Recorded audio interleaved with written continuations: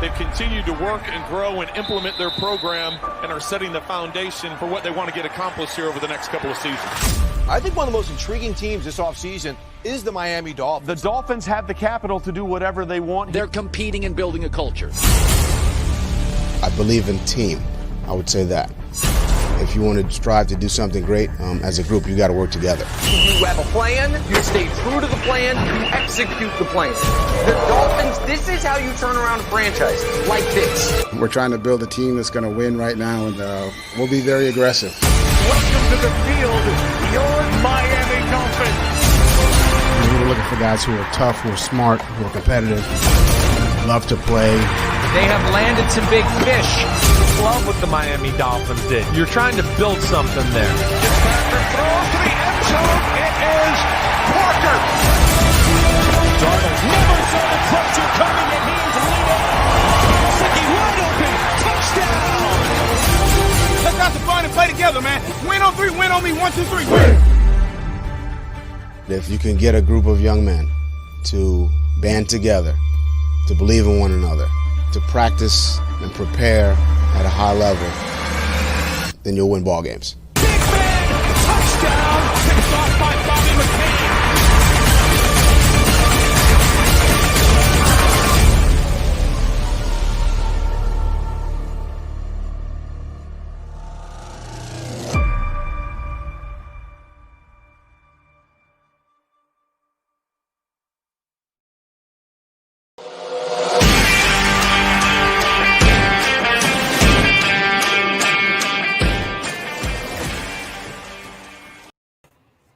What's good, Fin Nation? What's good? It's your boy Reason.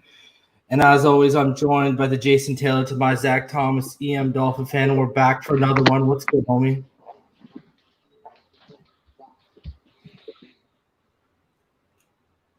You good? Can you hear me? Can you hear me? Can you hear me? Can you hear me? I can hear you. I can hear you. Man, you chopping up real bad, homie.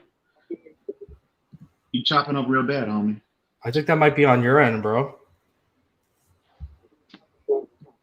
Is it my end? Sounds like there's already a delay. Sounds like there's already a delay.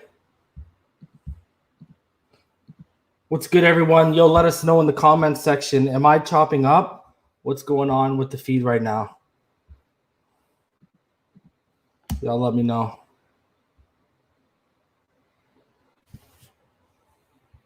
What's good, everyone? What's good, Fake Spike? What's good? Checking out. What's good, Larry? What's good? I see great ones here, bro. Great one. I hate you with that mod.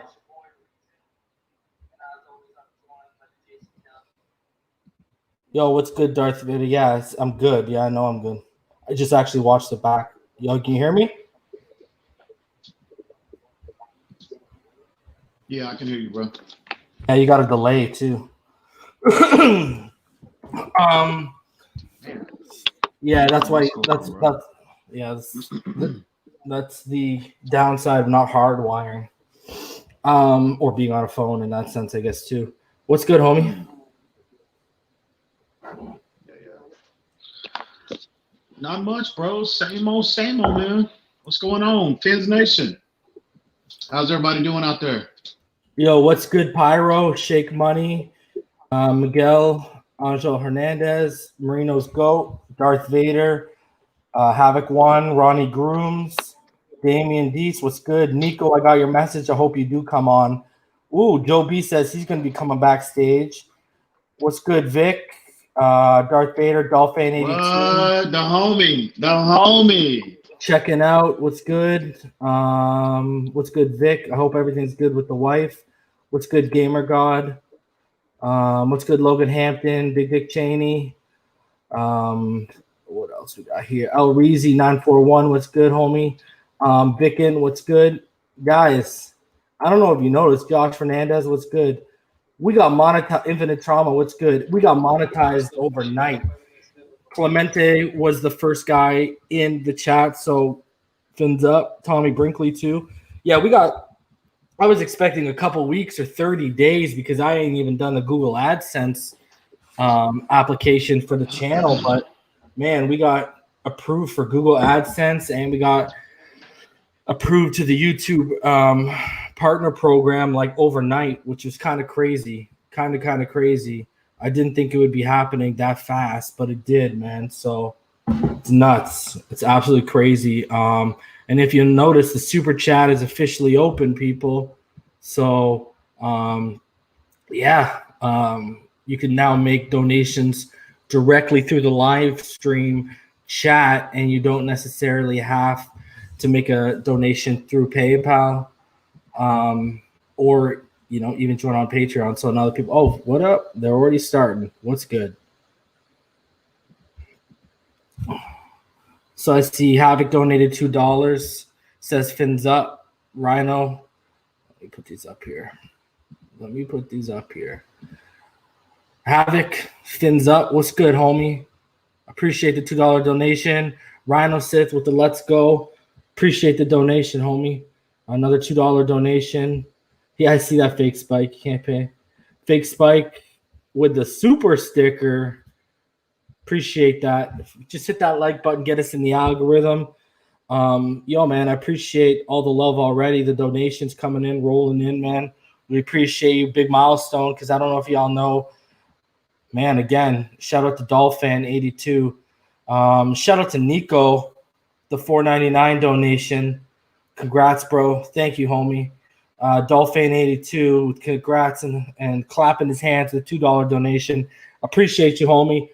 Guys, I don't know if you know, but when we started this out privately, one of the things I told EM directly was, I wanted 1,000 subscribers before we hit the regular season, and we didn't know that this COVID thing would take us to where we're at in terms of, it'd be such a different world we'd be dealing with, et cetera, et cetera. We thought there'd be a lot more news, a lot more info, especially coming out of training camp. But COVID's changed the whole world, and without a snap of football, and even with us, putting our draft expertise on another channel while the draft was actually happening, me specifically, we still managed to hit 1,000 subscribers, and training camp just started, man. So we appreciate each and every one of you. Shout out to Vic with the $2 donation as well, saying rock and roll Finn brothers. Appreciate you, Vic. Like I said, I hope your wife is doing good, and I hope that test comes back negative, homie. But yeah, man, the super chat's blowing up, EM, bro. It's wilding out, bro. Hopefully the third time's a charm, bro. I was getting a lot of interference a minute ago, man. I don't know what's going on, bro. Oh, really? Can you hear me all right now? Yeah, I can hear you all right now. And great one, Devore, with the $10 donation and a Star Trek sign. Appreciate you, great one. Appreciate you coming through tonight. Hopefully, when we drop the link, you homie. The homie. That's greatly appreciated, bro. Everybody, all the donations. Yeah, man. Really appreciate it. Thank y'all so much, man. The super sticker donation from Fife Dog. Appreciate you, homie, coming through, showing some love. Appreciate it, man. Appreciate it all. So, yeah. I know how you want to kick it off, but why don't you tell the people how you want to kick this show off? Oh my God, man, where do I start, homie? I just have a question. I hope our fan base has kind of been following, this kind of, I guess it's kind of indirect Josh Rosen news. Well, it directly impacts him, in my opinion, on this team. First, we had the Ryan Fitzpatrick interview yesterday. Yeah, let's start with today. We'll get into the Fitzpatrick one. We'll get into the Fitzpatrick one. Okay, cool. Let's get into the Brian Flores from today when he was covering Josh Rosen. So it came out today. Armando put out the article. It basically came out today about how I have it up here for you guys. And it basically came out today that he has not asked, neither Josh Rosen or anyone from his camp has asked for a release or trade, and they have evaluated the situation. When you, how do I word this? when you look at how Armando kind of put this article together, it really comes off like Josh Rosen's kind of accepted the role as potentially the third string quarterback on this team, hoping for, God forbid, an injury or COVID to maybe possibly open a door for him. The article itself, I mean, in the Flores Zoom call, when he talked about him, it was basically, the vision for Josh is the same vision for every player. Come in, it's a new offense, new teammates. So learn the playbook, get to know your teammates, work hard in practice, try to improve every day, take advantage of your opportunities, take advantage of your reps. You'll earn your reps on the field based on how you play in practice. That hasn't changed for Josh or anyone else on the roster. So it goes on to say privately, there's more from the team than a black and white take on Rosen. Dolphin coaches like the way Rosen has worked. They like his conditioning and the manner he's striving to learn the offense and improve. And quite the opposite of giving hints Rosen wants out, the Dolphins believe he's all in. So much so that Flores has told people Rosen has been great so far. This all, by the way, isn't a sugar-coated version of the current situation. It's an honest assessment from the team of what's happening today. The fact it sounds all positive is beside the point that it's true. But everyone understands that this situation can change in any direction by the end of training camp. That's the NFL. Perhaps Rosen takes the new offensive coordinator Chan Gailey's offense way better than he did former offensive coordinator Chad O'Shea's offense, and shows a level of promise he simply didn't attain last year. Only the Dolphins will see that, because with no preseason or open practices, only they will see Rosen. So, Dov Clement, an independent reporter, he's pretty big on social media. He put in his take, brother, and his take was, try to reference people back to the Armando article that had just came out, and man, he was kind of ruthless. You read the first line here for people that they can see. Former Cardinals 10th overall bust, Josh Rosen, has not requested a trade or release from the Dolphins. Did he call him a bust? Look, read it for yourself, bro. It's up on the screen. Wow. From the Dolphins, despite being relegated to third-string quarterback duties in Miami, according to Armando Salguero.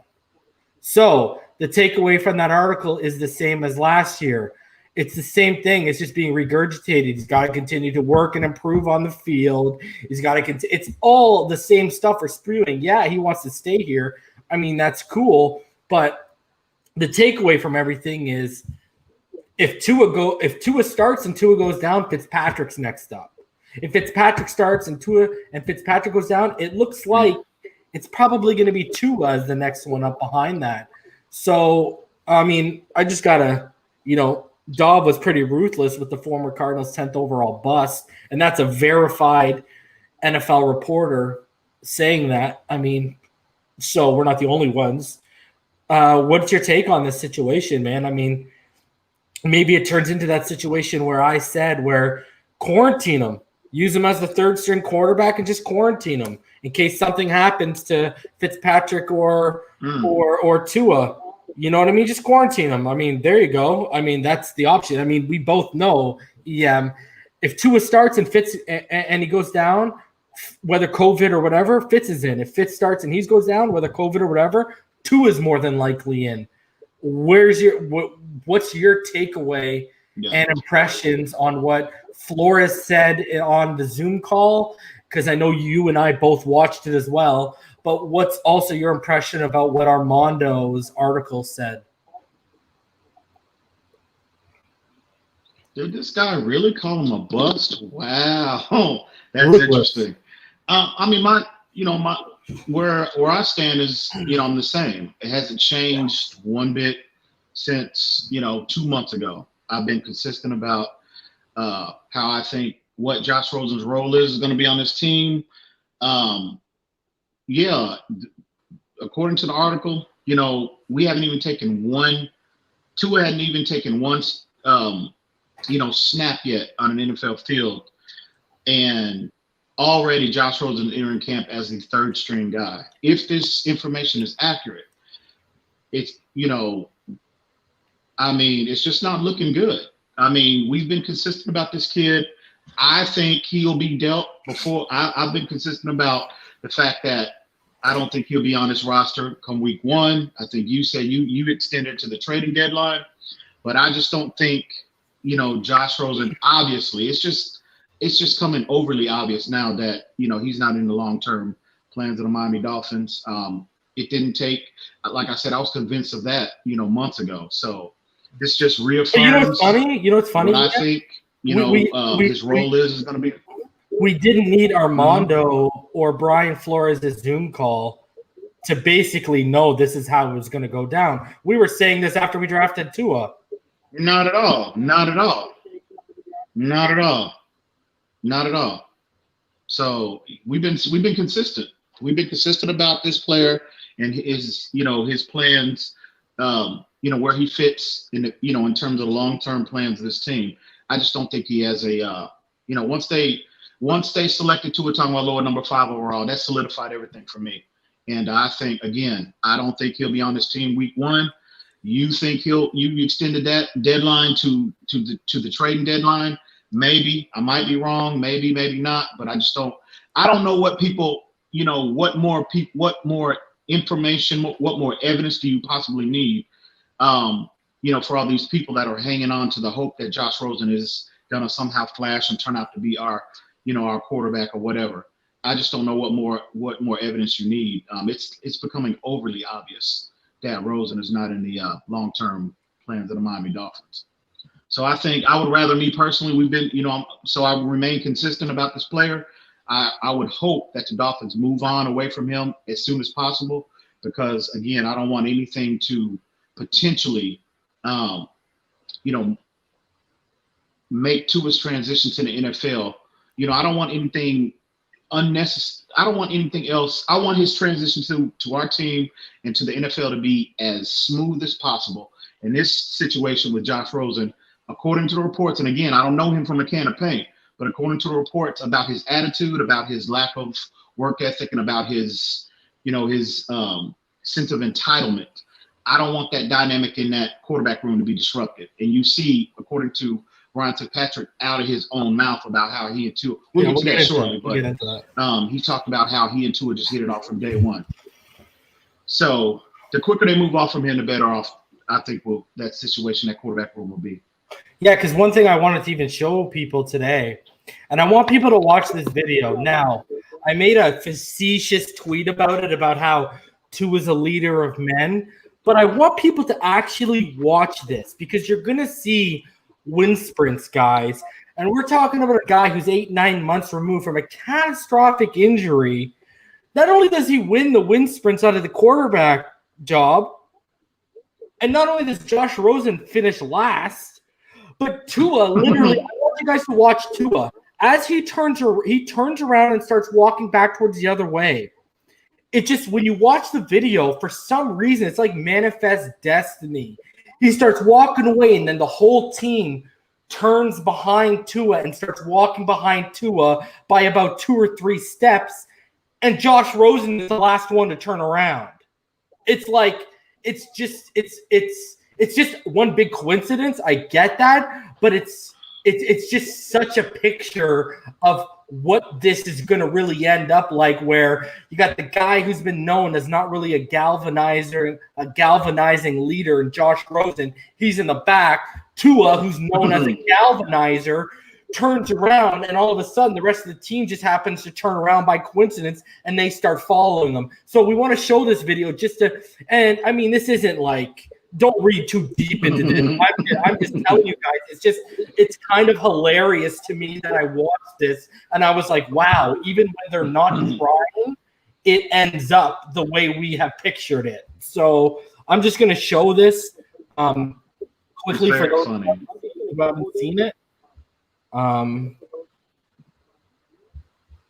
And just watch it. I showed it to EM and he laughed when he saw it. But just watch. You're going to see the 3 red jerseys in the middle, and that's where the quarterbacks are.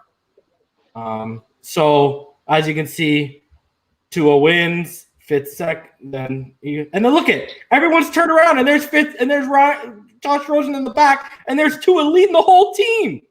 It's just so I know it's a coincidence, but it's literally it paints the perfect picture of how this team is going to be in the future, where Tua's in the front leading and Rosen's in the back. And you guys can watch it again. Rosen makes a little burst at the end because he realized he got to catch up. And then these guys already turn around. Tua's leading. And, I mean, it's just – I don't know, man. It's just the irony of it. The irony of it is what I can't get past. So, yeah, we just wanted to show you guys that and highlight that. We just thought it was, you know, they say a picture says 1,000 words. Well, that video to us said 1,001 words, basically. So, I mean, that's how I see it. You know what I mean? And that's just to me, it was just crazy. You know, I know it's all one big coincidence, but it's just crazy to me. That's all. I don't know what you feel about that, EM. So. Can you hear me all right? Yeah, I can hear you. Yeah, I don't know what's going on, man. But kind of blacked out there for a minute. But yeah, that's funny. That's a funny video. I hope everybody paid attention to who the last person, who the one who was lagging behind. I was going over and I think that's very appropriate considering Josh Rosen. He's come. Huh? Yeah, that's the first thing I pointed out when I was telling everyone about the video. Watch Josh Rosen. Yeah, bro, you're on a delay, bro. I don't know what is your internet or your phone, but you're not going to be able to fix it. It looks like tonight. You're not going to be able to fix it as much as you play with it. You're just going to have to cope.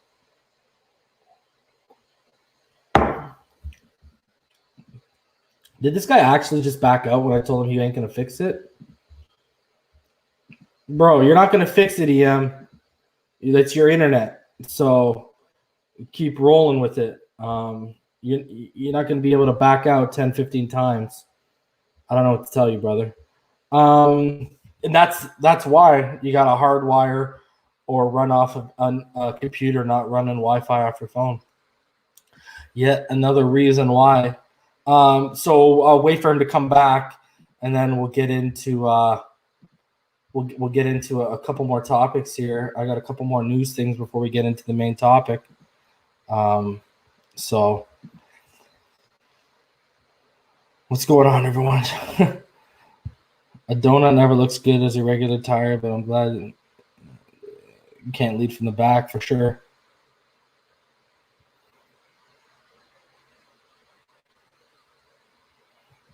Yeah, you see a bunch of dudes jogging and Rosen taking his sweet time.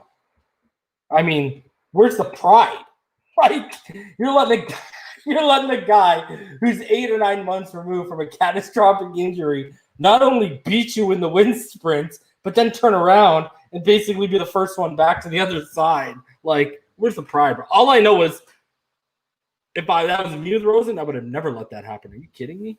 Are you for real?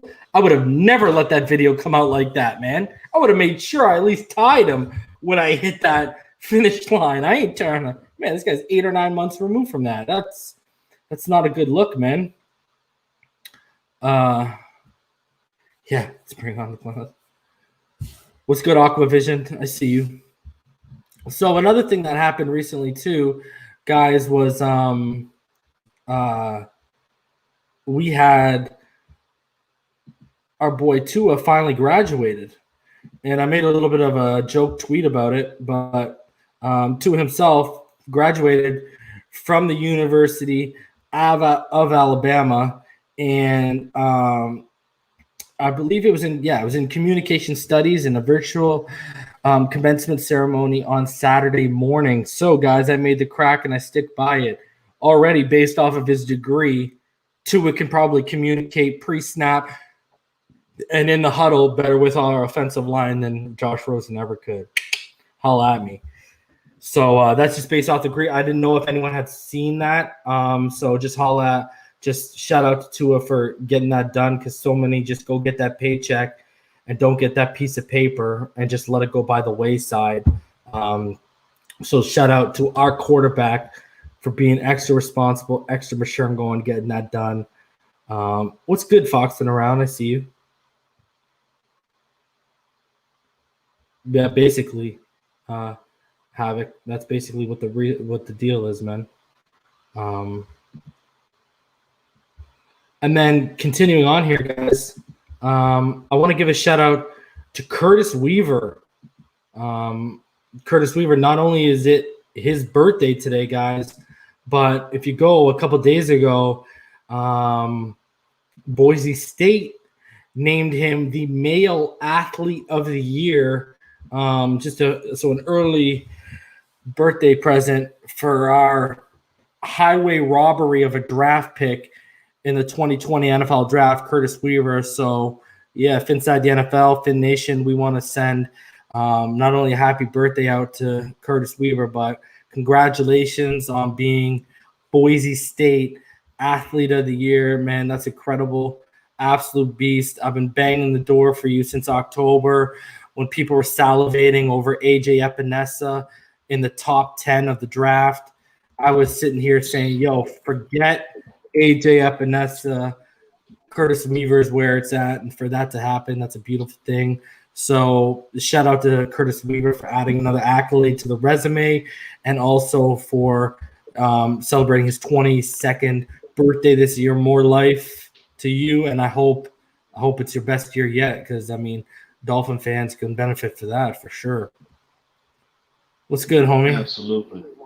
Absolutely. You sound much better. I had to reset that router, man.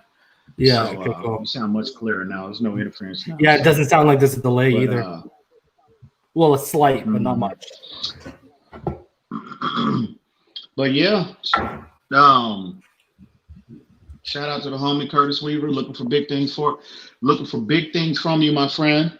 Looking forward to seeing you on the field. As far as Tua's his graduation is concerned, just another feather in his cap, man. Just another, he's showing that he's taking his education seriously, and the fact that he graduated. Again, it's just another reflection of his. I think that's definitely a reflection of his leadership as well. Setting the example, you know what I mean?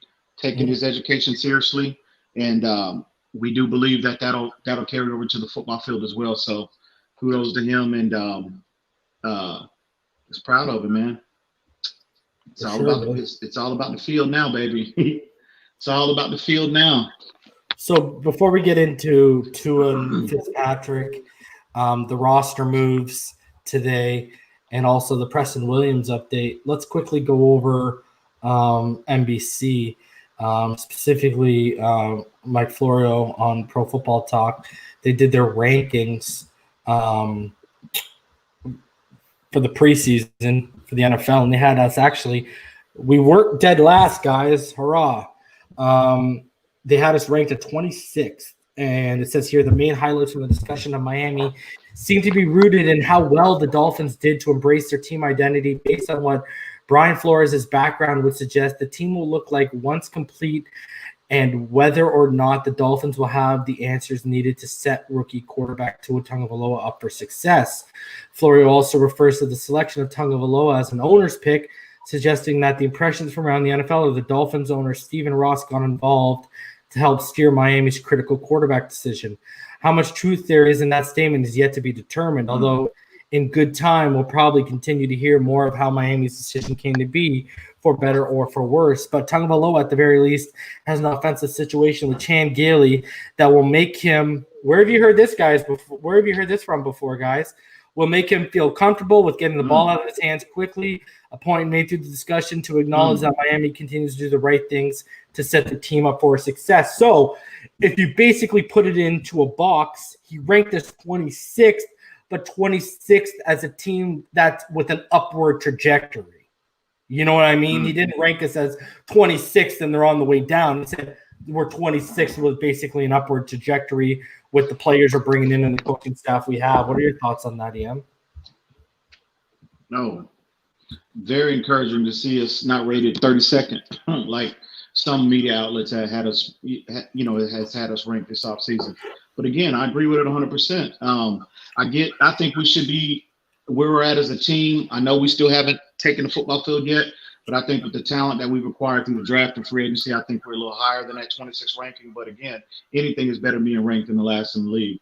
So I'm in agreement with him, and the fact that he feels the article states that we are somewhat on an upward trajectory. I agree with that 110%. So it's very encouraging to see that people are, somewhat giving us credit in recognizing the moves that we made in the offseason to improve our team. So I'm in agreement, bro. It's very encouraging to see, very pleasing to see. Mm-hmm. I mean, anytime you're not last, it's a beautiful thing, right? Oh, absolutely. So let's keep moving here because we're moving on a nice pace. Tua Tagovailoa and Ryan Fitzpatrick, brother. The Zoom conference Fitzpatrick had on the weekend was absolutely glowing about the new Dolphins quarterback, and we'll go over some things here. He said, I don't know. He's a really interesting guy, Fitzpatrick said. He's got a lot of energy to him. You can just tell guys are going to gravitate to him. There's something about him that's very likable, and I can already tell he's going to be one of those guys that gets along with everybody that guys are going to follow. He just has that air about him. And part of it is probably the way he played in college and just the name and reputation he's built for himself. But there's not a whole lot of ego involved, and he's very likable. So I don't know, just the general conversations, whether about football or life, it's been really fun so far. I mean, I'm going to go out there and compete every single day as I know the younger guys are. But in the meeting rooms, I'm not going to keep anything to myself either. I'm going to make someone tell me to shut up because I'm going to talk as much as I can and share as much as I can with the intimate knowledge I have with this offense, being in it for 5 years and the experience since I've been with the league.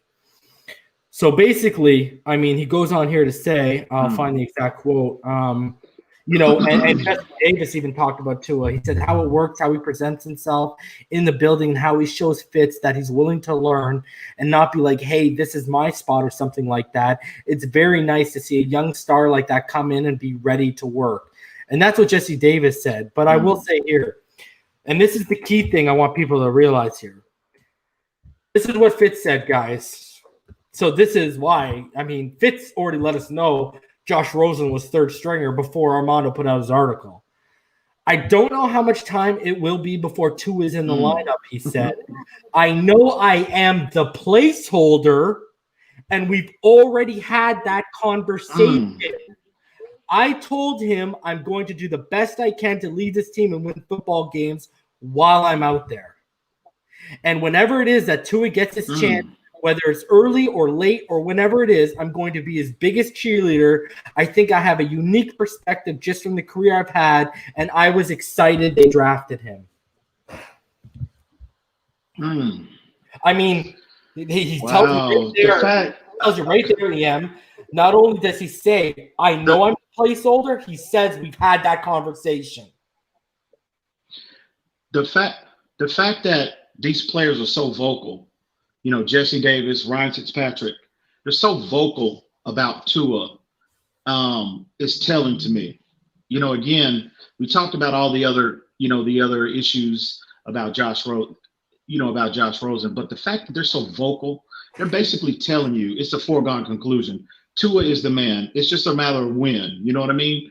So again, basically Ryan Fitzpatrick, he's not telling us anything we didn't already know. We've done extensive research on Tua on the field and off the field, and this is just a confirmation of our research, what we've done over this kid over the past year. So he's just telling us, he's just reaffirming and confirming everything that we have researched about him. So it's good to hear NFL players actually, identifying these qualities about him. And again, like I said, in terms of Josh Rosen, the fact that he is so vocal and upfront about Tua's implementation into this team, it's huge indictment on Josh Rosen. So again, I love the fact that, and kudos to Fitz as well. What a humble guy, man.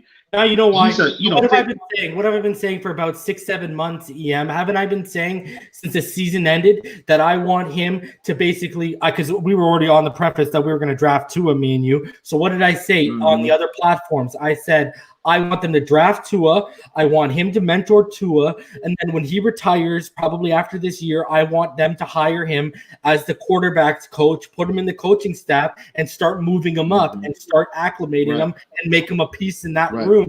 And this is showing you even further why I'm so dead set on wanting that. Like, people are going to be looking for off-season acquisitions as a big free agent sign. No, I'm going to be looking if Fitzpatrick retires, that we still manage to keep him in the building, even if he retires as a player. To me, that's I think he's, Havoc said it earlier, don't underestimate the value of Fitzpatrick. And that's why me and you have gone beyond his last 6 games of the season last year. We've talked about his mentor ability, his experience in this offense. He is the perfect quarterback in the NFL. People don't realize how perfect the situation is in terms of a mentorship that we have with this guy. And, absolutely. We are starting, and, from what me and you have gathered, him and Flores seem to have a very, very good relationship. And I don't think it is a far-off possibility that he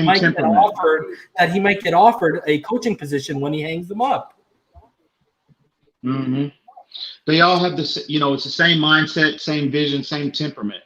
Again, we touched on this several streams back. You want to work with, I know, just working with people, generally, it's human nature that you want to be around people, like-minded individuals as yourself.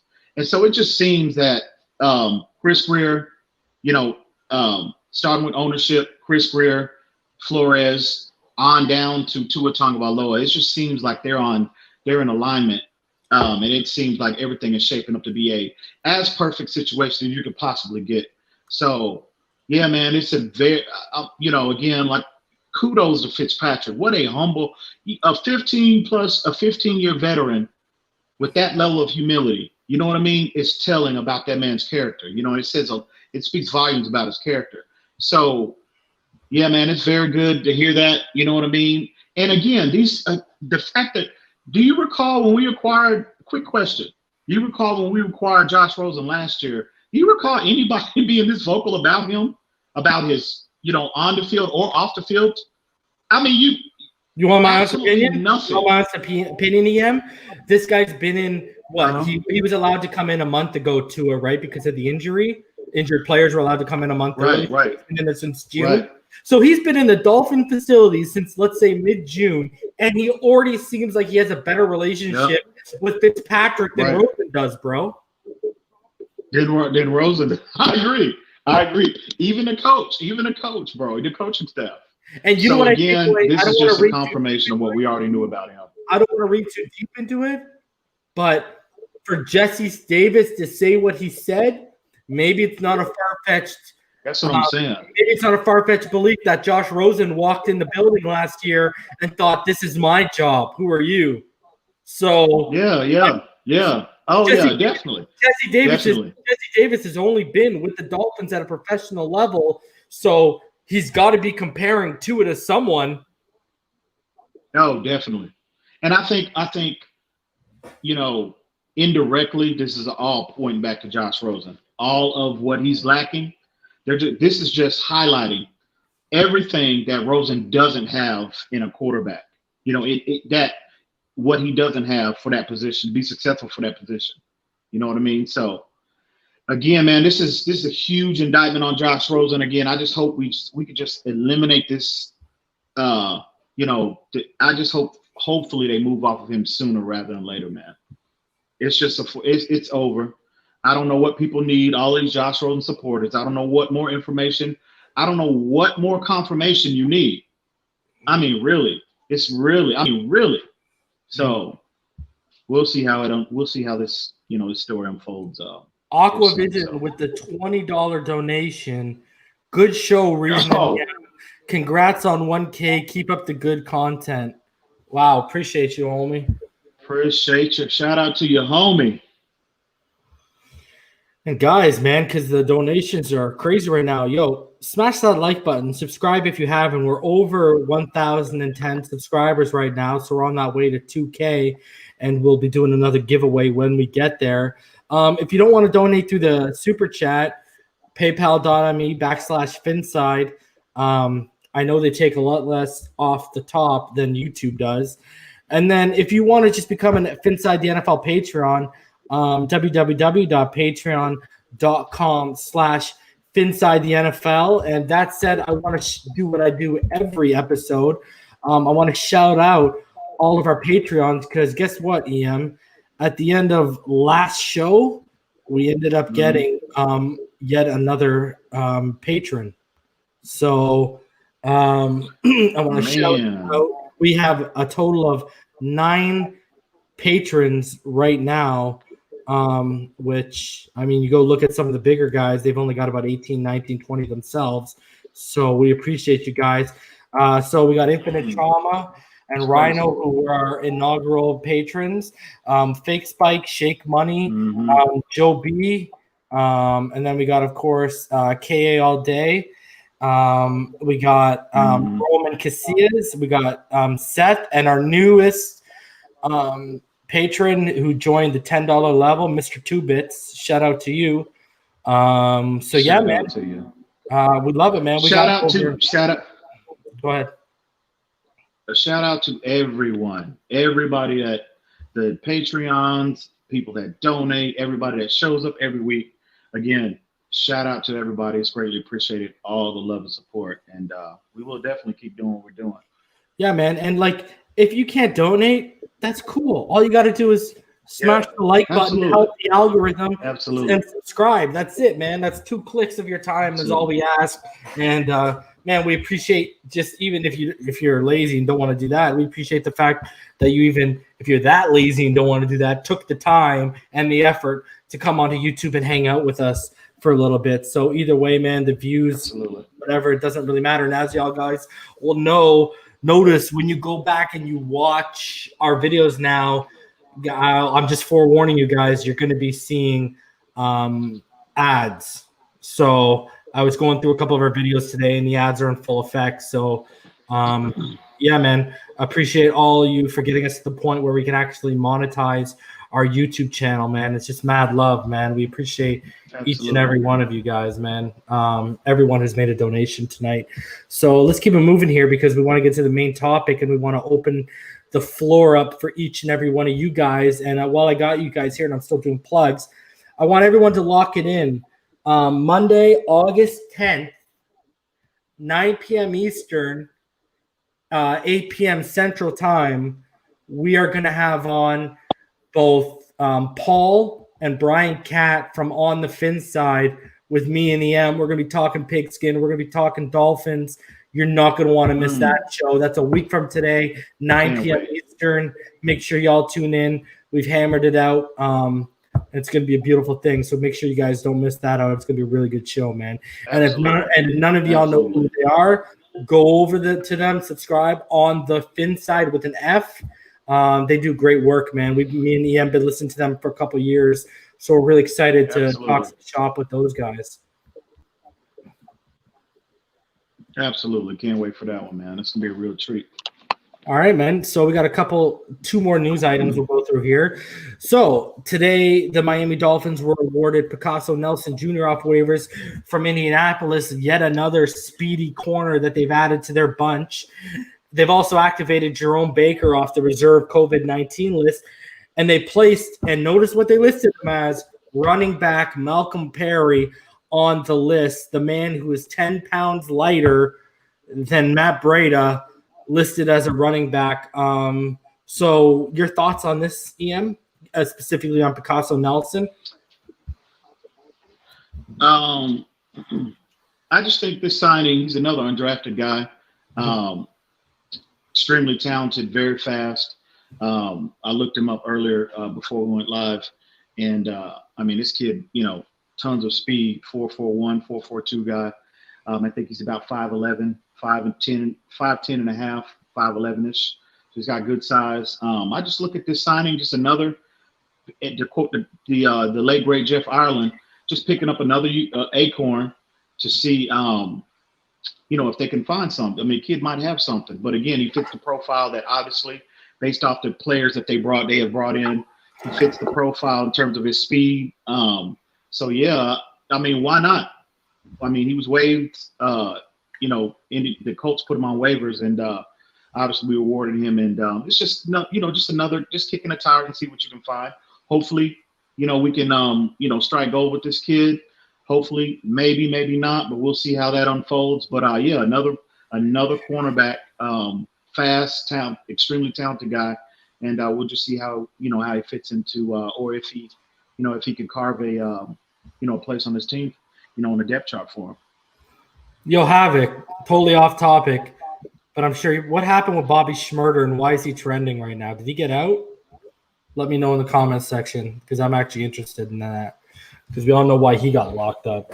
Yeah, I agree with you, man. I think, he fits the profile in terms of the speedy, athletic guy. That seems to be the profile they're looking for when they're going to go with these dime and nickel sets. So, I mean, another camp body where they want to see if they potentially got something. I love the fact his name's Picasso. I mean, for your parents to have that kind of gall and testicular fortitude to go up and name you Picasso, bro. Picasso. I love it, bro. Paint me a picture on the football field, Picasso Nelson Jr. He's got that NFL blood. He's got that NFL bloodline as well. I think his father was a NFL player as well. Oh, beautiful. So we'll see, man. I find it interesting they listed Malcolm Perry as a running back too. Like a 185-pound running back. So that'll be fun to watch.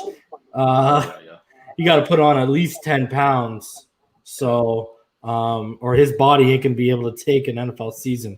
So continuing on here, bro. The big news today from Brian Flores, besides the Rosen stuff, was an update about Preston Williams. And Brian Flores told reporters that Preston Williams has been cleared for football activity. Williams was a bright spot last season as an undrafted free agent, catching 32 passes for 428 yards and 3 touchdowns in 8 games.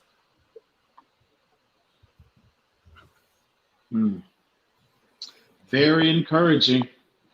Very encouraging to see this article. Because I got to be honest with you. A couple months ago, I was a little worried about Preston.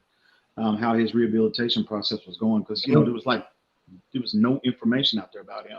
I guess I shouldn't have been jumping to conclusions, but I was a little concerned. But to hear this, and he's been cleared, and I think he sustained his injury in November, I believe. Yeah. So so the fact that he's back is a credit to him, is a credit to his work ethic. The kid staying focused and killing his rehab. So he's on the field now. This is very, very encouraging. Because we all love this kid. We all love this kid's potential. We love his ceiling. So yeah, man, this is very, very encouraging news to hear about him, bro. Well, it's also the encouraging thing about this injury from where he is with this injury is, one thing me and you were really worried about was he really relies on that explosiveness to get up and get that football. And if he's not going to have that ability, that could, if that's going to take him time to get back to being fully 100% and that full explosiveness coming back, then we thought, that could be a little bit of a dip in his return year and then maybe in year 2. But hopefully hopefully it's seamless and he just gets back to performing to what he was. If you look at Preston Williams, you know what I mean? So if you look at DeAndre Hopkins' first 7 games in 2019, he had 508 yards receiving. He had 3 touchdowns, and he had 49 receptions. Now, if you look at Preston Williams' first 7 games, he had 428 yards, 32 receptions, and 3 touchdowns. So, and then where you go, and then when you try and rank him of where he was by the time he got hurt in terms of how he was ranked with receiving yards amongst rookies, et cetera, et cetera. I think he was number 1, wasn't he? He was number 1 in receiving yards amongst rookies. And, you know, he was number 1 in targets. He was targeted 59 times. He was number 1 in receptions amongst rookies. He had 32. He was second in first downs. He had 24. And yeah, PFF, he had the 5th best receiving grade amongst rookies. And this is from weeks 1 to 9. So yeah, I mean, if he can find that form and he can turn into a 7 to 10 touchdown guy who hovers around, you know, 850 to, like, God help us, 1,000 yards, we might have something special on our hands paired up with Devontae Parker, right? And it's good to see him not lagging behind. You know what I mean? It's it's encouraging to see that he's, you know, he's actually, you know, he's able to get out on the field and because, you know, it's a new offense, brand new, you know, it's, you know, obviously it's a brand new offense. So it's good to see him. He'll be able to get out on the field and, you know, be able to learn the different route concepts that Chan Gailey values in, you know, in his scheme. So, yeah, I'm just glad to see he's up, you know, he's ready to go, up and ready to go, and he's not, you know, he's not lagging behind. So very encouraging news, man. Kudos to Preston, killing that rehab. Oh, for sure, man. For sure. And guys, we got 76 people in the room. How do we have 7 dislikes? I mean, like, ridiculous. Oh, yo, like already. That's hilarious. Already. Wow. So, yo, there's 76 people, 73 people in the room. Yo, pump that like button right now. If you guys are there, just get that like button because we're going to get into the next topic and we're going to open it up. We're going to have some people on and we got our first person backstage. Let me just get this set up. The homie. Great one, DeVore. What's good, brother? What's going on, fellas? Appreciate you guys having me yet man. Again. What's good, homie? Yeah, what's up, man? What's going on? What's good with you? I thought you still might be a little salty. Oh, man. Same old, homie. Salty. Why? You know I don't like telling other people's business. You know I don't like telling other people's business. I hear you, man. Salty, EM? No. Salty. I don't even know what that means, homie. You already know. It's good to have you on, though, bro. Good to see you, man. Good to see you. I'm just checking. I hear you. What's going on? Let's start it off, guys. What's your whole take on kneeling and should players be kneeling? Man, where do I start? Go ahead, Ian. No, I was gonna say you go ahead. There's levels to this for me. But go ahead, Ian. I hear you. I agree. Man, should they be kneeling? Wow. Here's where I am with this. Okay.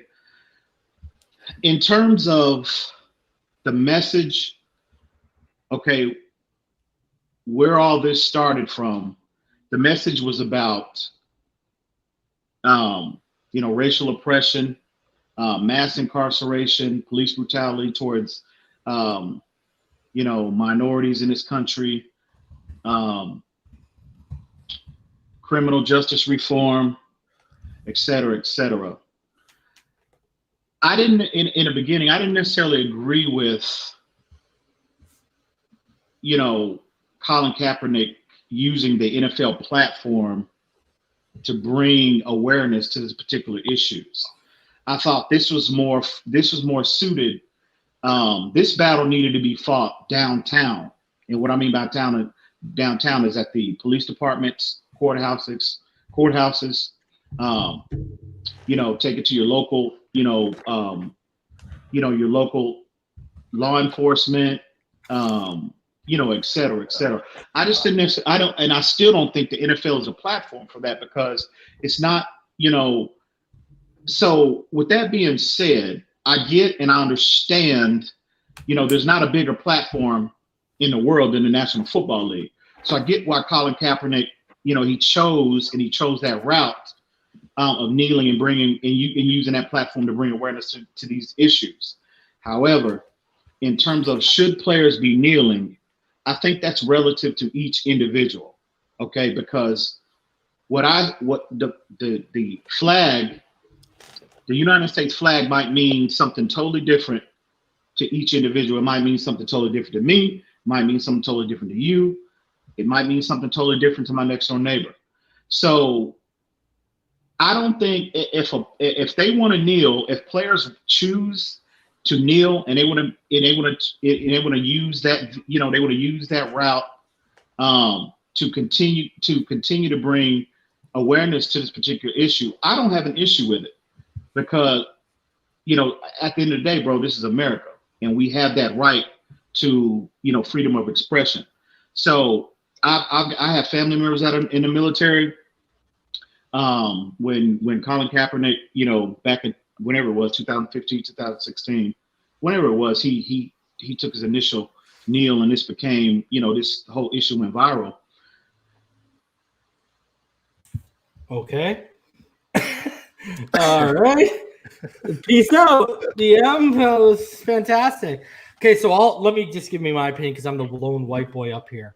So my whole thing is, I agree with EM on everyone. It's like the Bible, right? You got people who interpret it literally.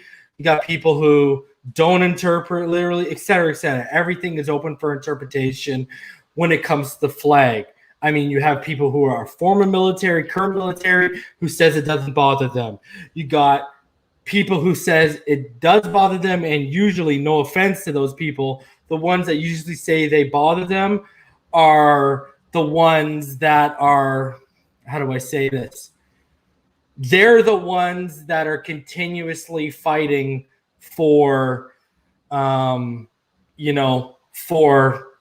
they don't want any gun control whatsoever, et cetera, Wild Wild West style. And I'm basically politely trying to say rednecks. So that's my whole thing with it. I'm a Canadian. I'm on the outside. I'm looking in on your nation, on your guys' people, et cetera, et cetera. So I don't have any horse in this race personally with the actual country as it stands. Now, if you look at what Colin Kaepernick did, whether you think it's right or wrong, he got the conversation to a more national level, because what was happening was, when these leaks were happening, whether it be through social media, whatever, through the news, nothing was being done with it. It would be hot for a couple of weeks, then it would fade off into the background. Life goes on, as always, for everyone else involved. And then by him bringing it to the national spotlight, even getting hate from some and love from others, because I mean, even bad publicity is good publicity. That's the old saying in marketing, right? So, he brought a lot more eyes, to the situation and to the conversation. People who were, people take ignorant. I don't know why people take ignorant really personally when you say that word, but he opened a lot of ignorant eyes who, some people aren't on social media. Some people don't watch the 6 o'clock news. Some people don't see it happen. So when they saw a football player taking a knee and then it's spreading around the league, people who weren't educated on the subject started to ask why. And some of those people that were educated, I'm sure out of the whole lot of them, you got some of those people who are out protesting, some of those people who are out now trying to make a difference. And before Colin Kaepernick took a knee, none of those people even knew it was this, and I don't know why or how they didn't, but they didn't comprehend of how big of an issue this was. So I'm not going to sit here and say whether Colin Kaepernick was right or wrong, because it ain't my place to judge him. That's for whoever created us. That's not for me. So, I think he took the right social stand. I think it became more than football to him, a la why he turned down taking a page cut going to the Denver Broncos. I don't think it became about the money, even though I know he's getting paid by Nike now, guys. So you're going to try and blast me in the comments or whatever. But you look at this, I'll say this. Jay-Z, since partnering with the NFL, what has he done? He done a whole hell of a lot less than what Colin Kaepernick has done, and Colin Kaepernick ain't even in the NFL anymore. So, I mean, that's where I'm at. You can say he's wrong, you can say he's right, but at the end of the day, he got the conversation started on a way higher level and in a sports level where I know there's a lot of people, they feel uncomfortable with politics being brought into sports. They don't want to talk about politics in sports. But, I mean, look around you. Look what's happening right now. I mean, look past George Floyd. Look.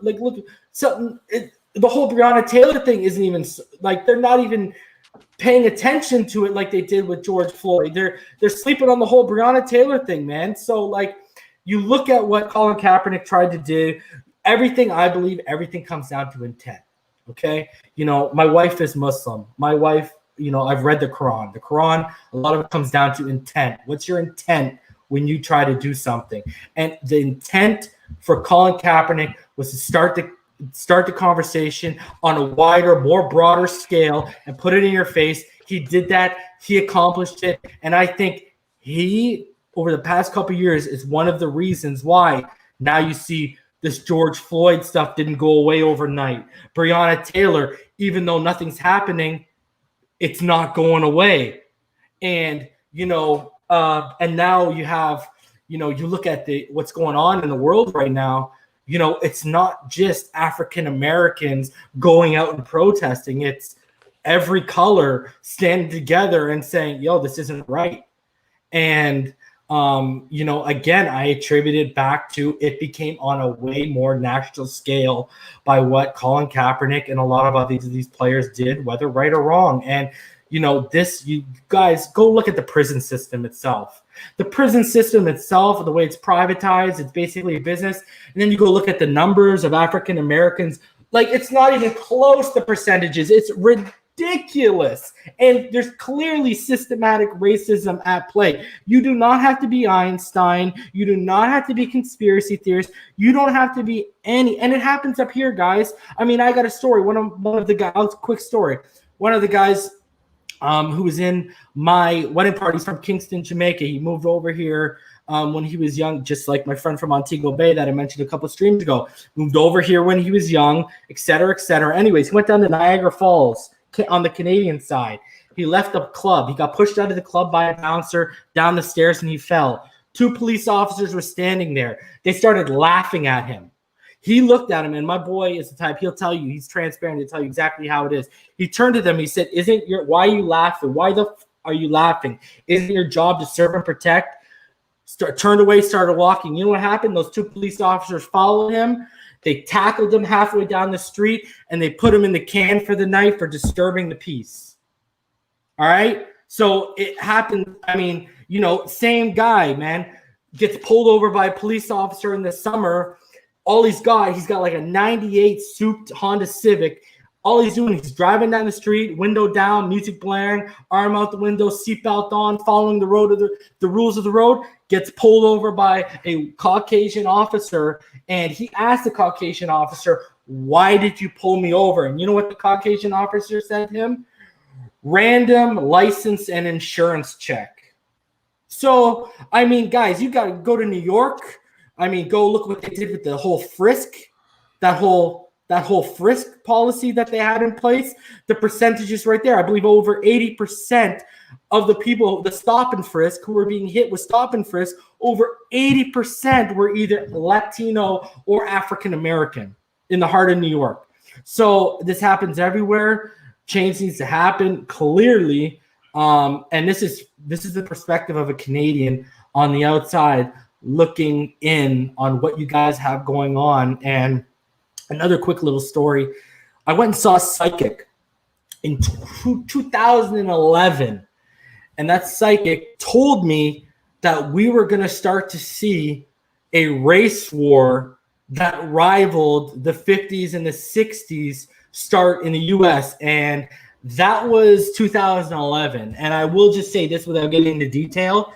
She was eerily right about a lot of personal stuff going on in my life. She even called the flood that happened in New York in the subway system, I believe it was in 2012. She even predicted that to me. So she was crazy. She nailed this whole race thing. She called it. She said it's going to get heated. It's going to get worse. It's going to get worse. And we're at a point right now where we're up here. Canada's looking down at you guys, and you guys are at a boiling point. I mean, you guys are at a point where you guys are coming to that fork in the road where you're either going to right the wrong or you're going to keep on living on like it's just another day in paradise. And I've said this on TV stream. I've said it backstage. I've said it to people privately. The one problem that'll always remain is literally America as a nation was built off the back of kings and queens brought over on slave ships from Africa. And that will never go away. And that's the problem, especially when you go to the South. That racism is literally embedded in the threads of that flag. And I think that is a problem. I don't know if it will ever truly go away. But great one, Havoc. Floor is yours. That was a lot to swallow just now. You should have asked that fortune teller what the winning lottery numbers were. I really think. But Havoc, you go ahead and go if you want to. Sure. So there are a few things that we have to understand. I think one is, movements in general, but any movement in general, they're all led by imperfect leaders. So, for me, when you parse comments or you pick little things here or there, it's a little bit grasping at straws too. The issues of this systemic racism and police brutality are things that are so kind of imbued into our society that they seem normal. And no, these things are not normal. There's no reason why a particular race of people should be treated lesser than another race, or anyone should be treated any differently than anyone, because we're all humans trying to get by. I think in terms of the NFL and the protests and the kneeling, protesting is supposed to be disruptive. It's inherently disobedient. And if you have the NFL as a platform and you're willing to live with the consequences, then you're willing to live with the consequences. And last time I checked, Colin Kaepernick still looks in shape.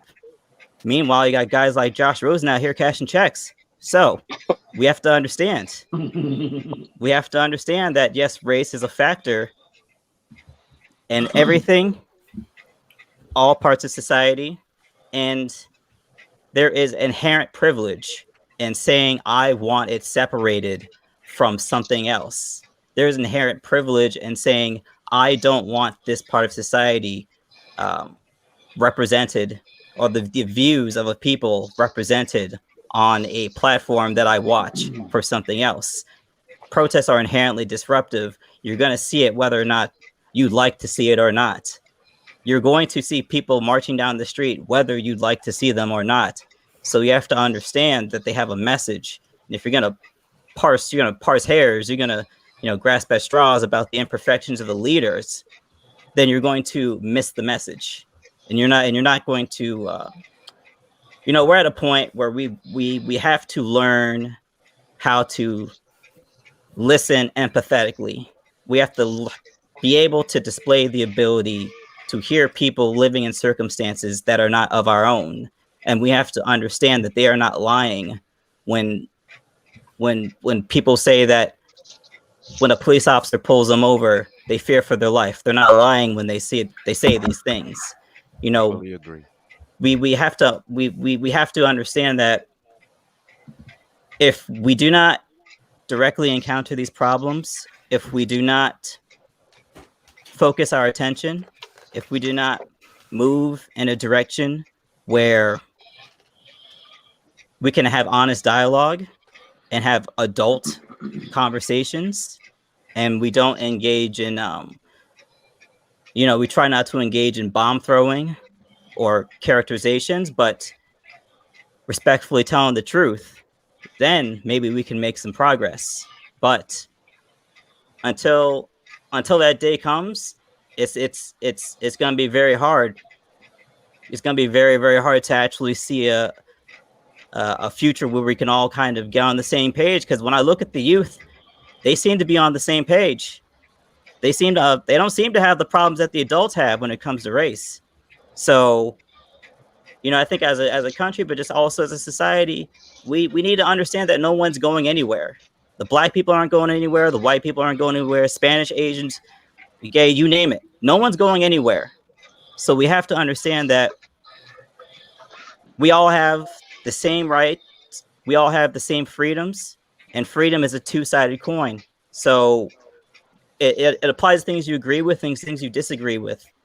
So in general, we need to have adult dialogues about the history of this country, number one, but also about what we're going to do in the future, and try to move together with some form of a consensus or a majority about what has happened and what we're going to do moving forward. And until we can do that, it's you know, people, the protesting, it's not going to stop. It's not going to stop. We have to directly confront the problems that confront this nation. And if we continuously use language that divides people, if we continuously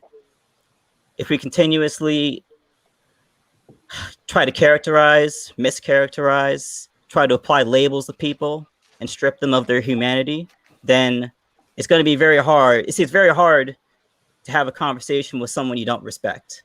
So if you're already characterizing me as a commie or an anarchist or anything like that, because I protest, I'm out there and I see the people out there, and it's regular people.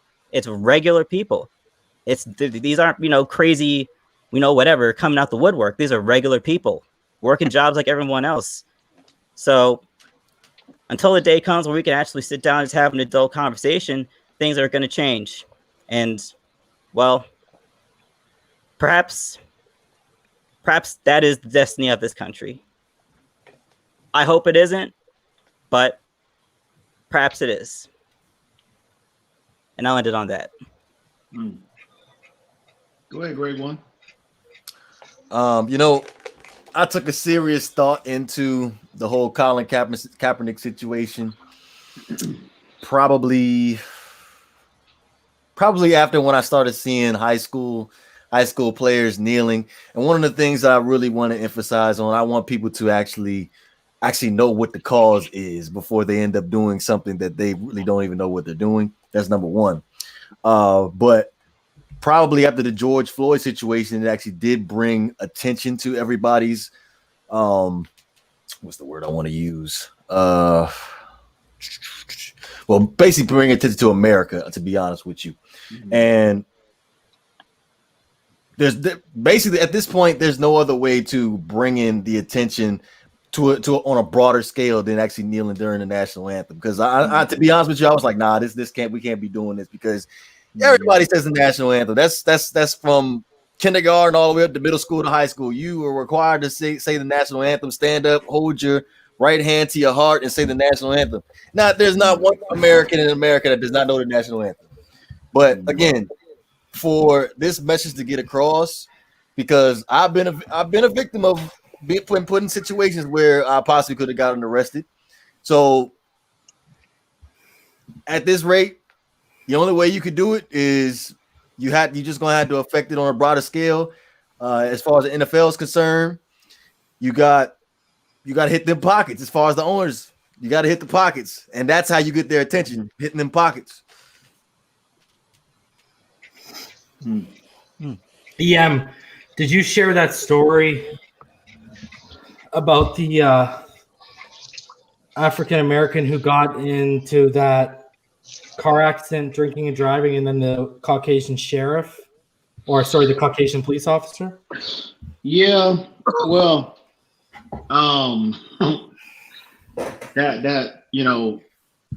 that story.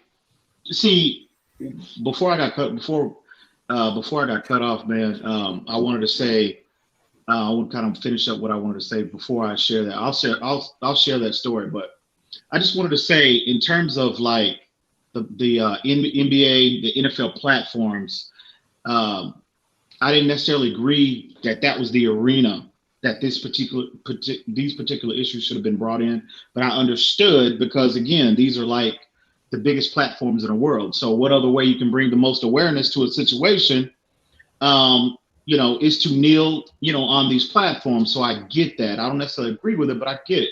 But in terms of these players, whether you're kneeling, whether you're standing, I look at what the San Antonio Spurs did. Okay, you had a lot of players kneeling, but you had Greg Popovich, you had Becky Hammonds, which is the assistant coach, and there was a couple other players that did not stand.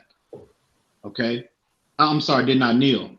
So all the other individuals, assistant coaches, players, or whatever, they were kneeling, but you had maybe 3 or 4 people that stood. But what was so encouraging for me is that after the fact, they were like, if you go back to 2016, there was a lot of division in terms of how people thought you should, quote unquote, fight that fight. You know what I mean? It was a consensus amongst everybody, it seemed, that if you don't kneel, you're not for the cause, et cetera, et cetera. But what I've seen, I'm just using that San Antonio Spurs example. What I saw after the fact was that it was basically no lashing out at Greg Popovich or all these other individuals, not just the Spurs, but it was a lot of players in the league, black players as well, that didn't necessarily kneel, because again, it goes back to what I said. In terms of the flag, it's all relative to each individual. The flag means something for me. It can mean something different to, each and every person on this panel. So, but the fact that everybody was, receptive to the fact that you had some people kneeling and some not is very encouraging moving forward. Because I thought that in 2016, in terms of Colin Kaepernick, Eric Reed, everybody that was in their camp, you had other individuals like your Malcolm Jenkins, you had Josh Norman, and other players that didn't necessarily feel that they should have taken the same approach that they took. But again, it caused division, amongst individuals that were all, that were trying to bring awareness to the same issues. It's just they were choosing different vehicles to get there. So what's encouraging for me is that you don't necessarily see that division like you did, years back. And that's encouraging moving forward because, the fact that everybody seems more united in this cause and in this message, that can only be, positive moving forward in terms of, is this issue going to be squashed overnight? Absolutely not, because this is centuries. This is centuries. This is ingrained in the United States DNA in this country. It's ingrained in our DNA. This racism, this virus is what I like to call it. Is it going to be resolved overnight? Absolutely not. But this is another giant step. The fact that you see so many people united, not only blacks, but whites, Hispanics, Asians, whatever. You see them all marching, hand in hand, and they want to address this issue, and they're doing everything in their power. Everybody, it seems for the most part, doing everything in their power to eliminate this plague that's been, unfortunately, it's just created so much division in our country. Mm-hmm. So the fact that, like I said, the fact that you see, it just seems the message seems a little different than it did 5 years ago. It just seems like everybody seems to be on the same page. So moving forward, hopefully that has a much positive effect on this particular issue. But in my opinion, the biggest issue in terms of the law enforcement relationship with individuals, the biggest problem to me, as we're sitting here in 2020, is the mass incarceration and the uneven distribution of punishment between whites, blacks, Hispanics, etc. That, to me, is the biggest issue. Because when you're talking about the murders, the people that are killed, on the unfortunate death of George Floyd, again, if it's just one person being killed unlawfully, it needs to be addressed. But in terms of the level of attention that's being brought to that particular issue, I think people are losing sight on what the biggest issue that's plaguing the minority community, in my opinion, is. And that's mass incarceration and again, the uneven distribution of punishment between races. And reason this story I told him we all know that I have a background in law enforcement. So I've seen both sides of the spectrum. I've dealt with both sides of the spectrum. So this is back in, I would say, 2008, 2009. We had a young lady that worked, for the sheriff's department, and she was in law school. And the paper that she was writing, I mean, to be honest with you, we would just sit, at night, we would just go through, just as like, just to be doing something, because 90% of your job is like extremely boring. So we would just go through the cases, case by case basis of individuals, whites, blacks, Hispanics, Asians, or whatnot, and we will pull up different cases and look at the punishment because EM, just a side note, EM had full access to basically the national database. Exactly. Continue on. So exactly. So we would just go by just as jokingly. That's the way it started, and we would go by case. We would of each individual that has a criminal history in our county. So anyway, this lady, she was doing a paper. She was going to law school, and she was doing a paper on the the distribution of punishment, of the unfair distribution of punishment between minorities and whites. And we would go by priors, we would go by the current charges, and we would go by the punishment that was handed out to each individual. And when I tell you how uneven that is, bro, I mean, it literally would make you sick. And so she was so passionate about it. She had to, like I said, she was writing a huge paper about it, and she was even trying to take it, to the state's attorney, and she was warned not to do that. And ultimately, she was fired or whatever. But anyway, that's a whole nother show. But anyway, it was a case that came. It was in 2009, I believe, and you had he was a black man. He was a local business owner, okay. And this guy, it was a Christmas party or a Christmas party or something that he was having for his own company, and he left he left this party late, and he felt like he was, he was sober enough to drive home. So what happened, make a long story short, he wound up getting an accident, hitting a lady and her kid. The lady ended up dying or whatnot. And he was obviously arrested, and he was given, this guy had no priors. This dude didn't have a speeding ticket in his lifetime. And this guy was given like 25 years. So fast forward to, I would say maybe a year later. Okay, we had a guy that worked. He worked for the sheriff's department side by side with me. I partied with this dude. I knew him. I had a personal relationship outside of work. He was a cool dude. We used to party all the time. Strip clubs. I might be getting a little too personal, but et cetera, et cetera. Football games, everything, right? So I knew how this guy drank. He drank like a fish. As soon as he wakes up, going to sleep, pop, he's drinking. So I knew this guy had a problem. So what happened was that he wound up, they clocked it. He was making a trip to a gas station, according to him. And the gas station was like right down the street from his house, right? And so he goes there and he's leaving.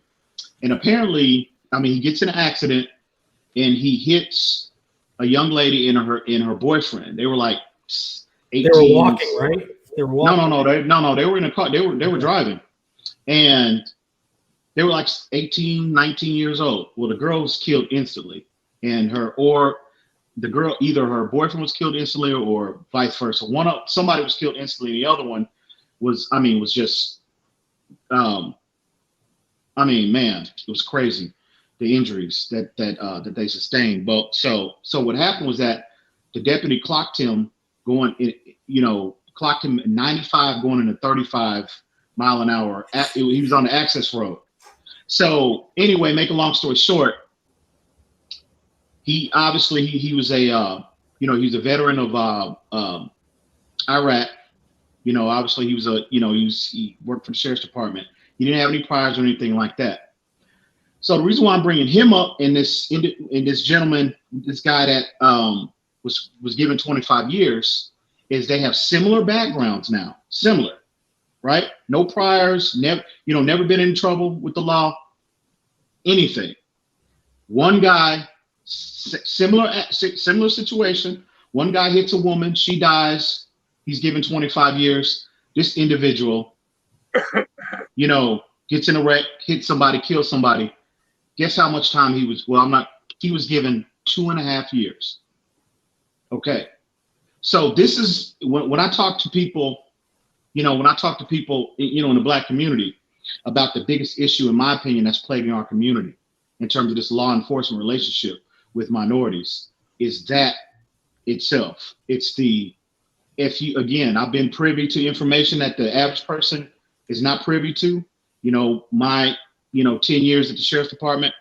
And when I tell you, when you look up and you add up, and you analyze all of this information, I mean, it would literally make you sick, about how people, a guy, he gets busted for like, $10 worth of weed or whatnot.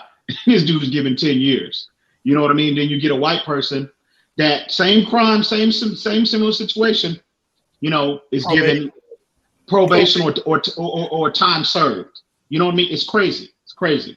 So in my opinion, in 2020, the biggest issue is that itself, is the mass incarceration in the uneven distribution of punishment per crime. And again, I get kudos to all of these individuals, Colin Kaepernick's of the world, even if you don't agree, with his initial kneeling and bringing that to the NFL platform. I get that. I understand that. But this is an issue in this country. Have things gotten better over the years? Absolutely. But things can get significantly better, in my opinion. And so the fact that they're keeping this, in the face of everyone in this country, that's the only way that we're going to eliminate it. Is you keep fighting that good fight and bringing attention to this systemic issue. So yeah, but I'll let somebody else talk. I'll let somebody else go ahead. Good night. Go ahead, Sharif. What is very challenging now is that we're getting into the area where you're seeing things been hijacked. And, Reason and I talk about this, where you're supposed to have something to lean on, like a leader, like maybe a Kaepernick, or I would say Black Lives Matter. Now, Black Lives Matter group, we can get into whether there's supposed to be groups who's supposed to fortify Black Lives Matter, or groups who actually study and backtrack Black Lives Matter. But Black Lives Matter, when I did my research on them, I found some very damaging things. Now, here it is, George Floyd or Breonna Taylor, their incident happens, right? Mm-hmm. Now, out of the woodworks, you're having defund the police. I totally disagree with that. Out of the woodworks, you're not having legislation change. You're not having petitions wrote in each state, each county. You're not having town hall meetings to change things in Congress. So where's this Black Lives Matter? Where are they? They're writing things all over the New York streets and Washington streets. There is no action being taken towards Black people's individual lives. The redlining in the United States, we talk about this. The Fed helping a single female in the house, excluding the Black man out of the home. Mm-hmm. So what is Black Lives Matter doing? Who is Black Lives Matter? I did the research. We are being hijacked. Black Lives Matter doesn't mean a damn thing. All right? It is run by Alicia Schwartz, who is now Alicia Garza, who is a lesbian. And I don't have nothing against lesbian or transgenders or gay once they don't do anything to me. They could live their life once they don't do anything to me. But we're talking about a perspective of where people need change and who's in leadership of it. All right? When you look in the manifesto of Black Lives Matter, you wouldn't believe what the manifesto says. I agree. You wouldn't believe what the manifesto says. America, Canada, go look right now and see what Black Lives Manifesto says. They are the ones coming out screaming in the streets for defunding the police.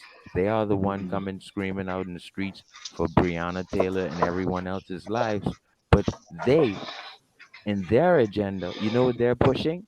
They're pushing for a third bathroom. In other words, when the change in Black lives in redlining in the way that Obama basically damaged the wealth of Black people in terms of the percentage of what they own in the state.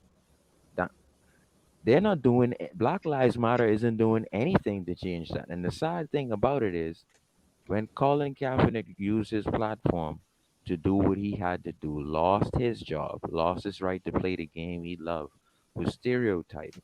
There was no kickstand to help Kaepernick. And then all of a sudden Black Lives Matter come out and it's run by George Soros. If you don't know who George Soros is, you can just go and Google and search him as well. That's a dangerous person. That is a person with an agenda. And if you look up which race he is in his religion, you would see that agenda that he's coming with. So you have a person that is funding for over $40 million into LGBTQ. You have a transgender who's founder of Black Lives Matter with a lesbian running that, and they're putting their face to the forefront of my voice, EM's voice, Great One's voice, Ravik's voice. We don't know these people. Like LeBron James said, Dom Group could worry about my life. And I'll pass the mic there. But I think that's one of the, as someone who's like an observer and he's on the outside looking in, I think one of the main problems right now, you go back, Martin Luther King, they knocked off. Malcolm X, they knocked off. And when they knocked off Malcolm X, it's a fact that they already had FBI plants under the Honorable Elijah Muhammad's basically, it happened right under his nose. They started infiltrating all these different groups. They even infiltrated the Black Panthers. I mean, you go to hip hop, what they did with Tupac. A lot of people don't ask the question about why Tupac came out of jail. Tupac came out of jail when Death Row was created because Death Row was basically created on CIA, FBI money. And that's the problem. All these, and again, Tupac tried to be a leader of the Black community, whether you like that or not, because of the image he portrayed or whatever. But you look at all these people who tried to bring change. Okay, you look at Malcolm X. Let's just go over the last 60 years. You look at Malcolm X. You look at because a lot of people don't realize when Malcolm X came back from Mecca. Malcolm X's whole view changed. It was no longer strictly pro-Black. It was now everyone's welcomed as long as we come under the same message and stuff. And that was dangerous because now white people started hanging out with him. And, you go look at Al Sharpton.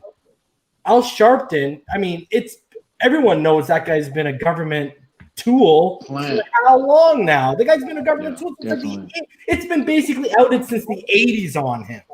Like, you know what I mean? Like, let's be honest. And that's the problem right now. All the leaders that actually came through and tried to make a change, even down to entertainment, a la Tupac, it's a wrap. It's over because that's dangerous. That is not good for the system that is currently in place. And that's why, Louis Farrakhan, I'm not a fan of Louis Farrakhan. I'm a huge fan of Malcolm X. I'm not a fan of Louis Farrakhan at all. Because he's clearly, I believe that whole movement. That whole movement basically died when Malcolm died, and it basically, the Honorable Elijah Muhammad, his kids, they didn't want anything to do with it. They just wanted to make money off of it. And then when you look at, FBI and CIA plants started getting in there, and it's just turned into a whole, it's more like a show and tell than it is actually trying to make a change in the Black community. And here's another thing I'll say, guys. And I brought this up to EM.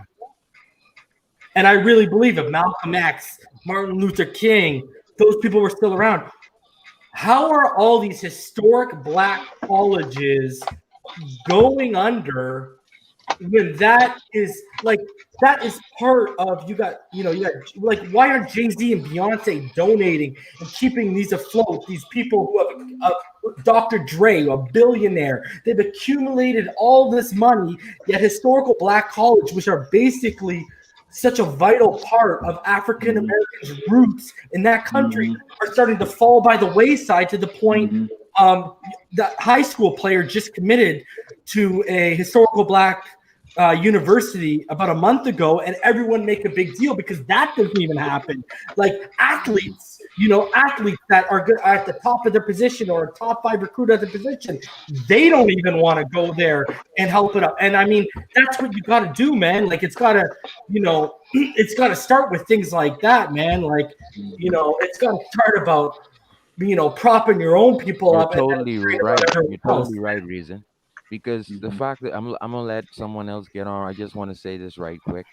We have to do our research again, guys. This is the age of Aquarius. This is the age of information where you're not gonna be able to close everyone down all of the time. You can dumb some people down some of the time, but not all of us.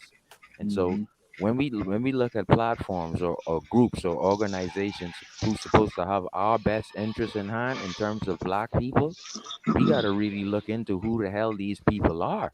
And look at Sharif, Rhino just pointed out in the comments, what president just funded historical black colleges? It was Donald Trump. Because education, you know what the thing is, guys. You remember when Bernie Sanders, not this time around, but last time around, remember when he was going around, his whole platform is, why is it when you go into these African-American communities, on every corner, there's a liquor shop or whatever, instead of having a bank where they can deposit their money and, start, like, instead of investing in liquor stores, at least do something like a bank where people can invest their money, put money there and save their money, instead of banks and convenience stores, basically, where you can buy your, and hey, yo, I light up, so all the power to you, where you can buy your backwoods to roll up and then go next door and go grab your liquor and just get twisted off your money instead of stacking it up, man. It starts from the inside. And you look at the education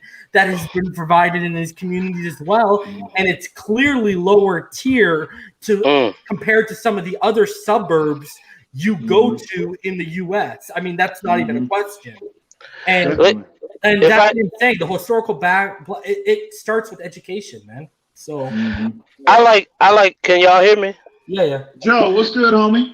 Hey, what's up, man? Hey, first of all, I just like to thank y'all for having this platform, EM and Reason, man. I thank y'all for having and I thank all the panelists being on here. And well, regardless, we may not agree, but we have to respect a person's opinion.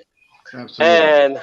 And I just want to say, I'm 1000% back Kaepernick, because he brought it to everyone's attention on a national scale. And like he said, he brought it because of police brutality, to bring that to a national scale, as far as people realizing it and recognizing it. And I'm going to say this. It's not about no Kaepernick against the flag. It's not about Kaepernick against military.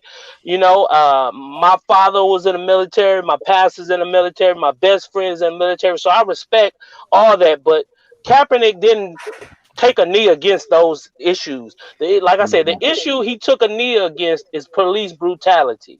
And I'm saying, if people say that he shouldn't do that, it should be just shut up and throw a ball. I'm saying, what? Okay, so don't make players wear that pink. Don't make players wear the camouflage jerseys and whatnot. If it's all about just football, let it be about football. You know what I'm saying? But no, he used his platform. Kaepernick is the political Muhammad Ali of his time. Muhammad Ali used his sports power to bring to the nation what was happening to his people, black people. And that's what Kaepernick has done with kneeling. And I 100% back him. If I want to buy him a jersey, I've given money to his organization. He ain't just stopped there. He's informing youth on their rights as individuals to fight against this racist white system that's we have in America. And people may not agree with that, but hey, that's what his statement is. And yeah, and I agree with what Havoc said, because let me tell you this, and you can back me on this. I live in Arkansas. Arkansas is a town in Arkansas that's the headquarters for the Ku Klux Klan. Valonia. And I saw a video yesterday. This white man, he held a sign said Black Lives Matter, and if you knew the hatred that he said that the people said to him in that town. But you know what? There was a young girl, a young teenage white girl, gave him a note, said, "Hey, keep doing what you're doing." The youth, they get it. They get it. They're not gonna stand for all this negative racism and all this negative stuff. They're gonna organize, come together, and fight. And I'm gonna let it go by saying this. I think that like Kaepernick, this was his main focus. And yes, we talking against incarceration, the difference between the races, and we talking about reparations and stuff. But I think Kaepernick's main focus was police brutality. And I understand those stories you told him, and I can attest to a story like that. But Mike Brown can't hear that story. Sandra Bland can't hear that story. George Floyd can't hear that story. We gotta stop this police brutality. That's just my opinion, and I respect everyone's opinion. And I'll just shut up and listen. Hey, can I say something? Go ahead, Todd. I followed a story very closely in St. Louis. Remember the riots that happened up in Missouri? Over, I think it was Mike Brown.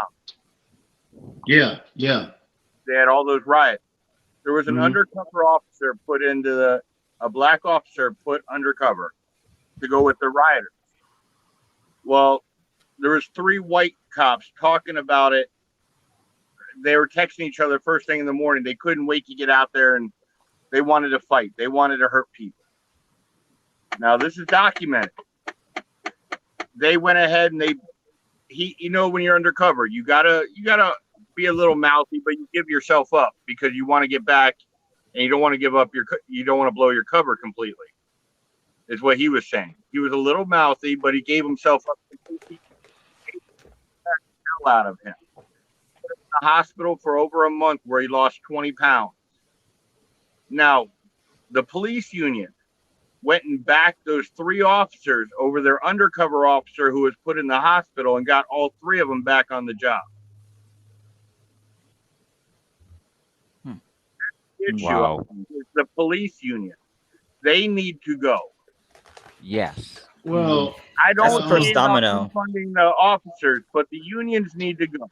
Yes. There's too many of them that are crooked and that are in there.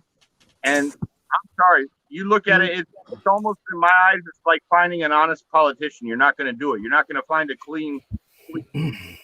I'm not. Let me ask you this, Todd. I don't know if I brought up to EM and he doesn't remember the story because I don't think he followed it.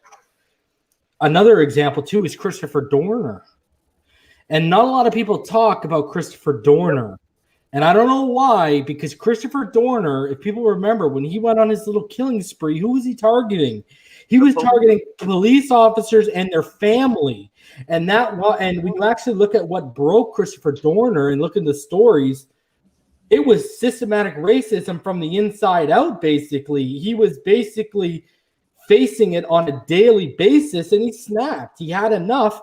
And how did they end that, guys? Instead of letting him sit in front of a judge, instead of letting him tell his story, because people are going to want to interview him, they literally did him like they did all those people in Waco. They lit him on fire in that little cabin out out in the countryside in California there, and they literally burned them to death. Mhm. And that was one of their own. And I'll tell you right now, you look at it this way, okay? I want all these people, go look at all the terrorist attacks that have happened on your guys' national soil. First of all, I mean, what the guy's selling you as what a terrorist is totally the opposite, because if you actually look at the profiles of these terrorists, what you would call terrorist events or what are defined as terrorist events, they're white Christians. Okay, that's the first thing I'm going to tell you. Second of all, when you look at all these school shooters or when you look at their theater or these movie theater shooters, I got to ask this question. How are all these guys arrested and detained with no problem? That's legitimate. Unless they That's turn, legitimate. unless they turn the gun on themselves like they did in Columbine. All these white kids that are going out shooting up schools, shooting up movie theaters. Another recent example. I can pull a picture up of each one being taken out in handcuffs, including their mugshots. Yet that's legitimate. We've named multiple people tonight who did like such minor, minuscule things, and they're not here to basically see the world go on day by day. It's absolutely, that's all you got to look at. Go look at, because guys, like I said, my wife is Muslim. My wife is Pakistani, okay? After 9/11, I've told this story before. A couple months after 9/11, my wife went down to Washington, D.C. She went into an American Eagle. Okay, my wife looks Greek. She doesn't even look brown. My wife looks Greek.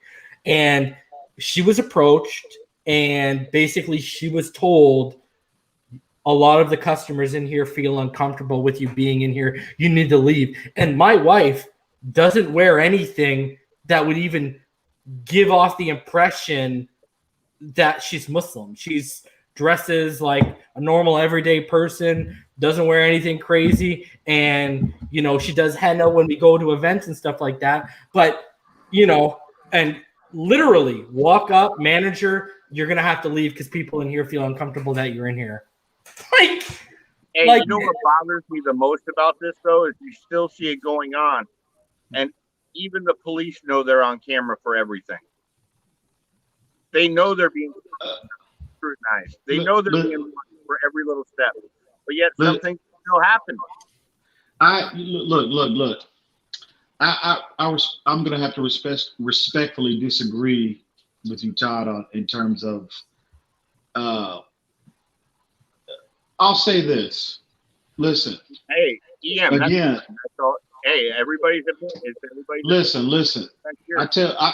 I've shared a lot of information with Reason privately, and you know, see, I'm in a unique situation because I've seen both sides of the spectrum.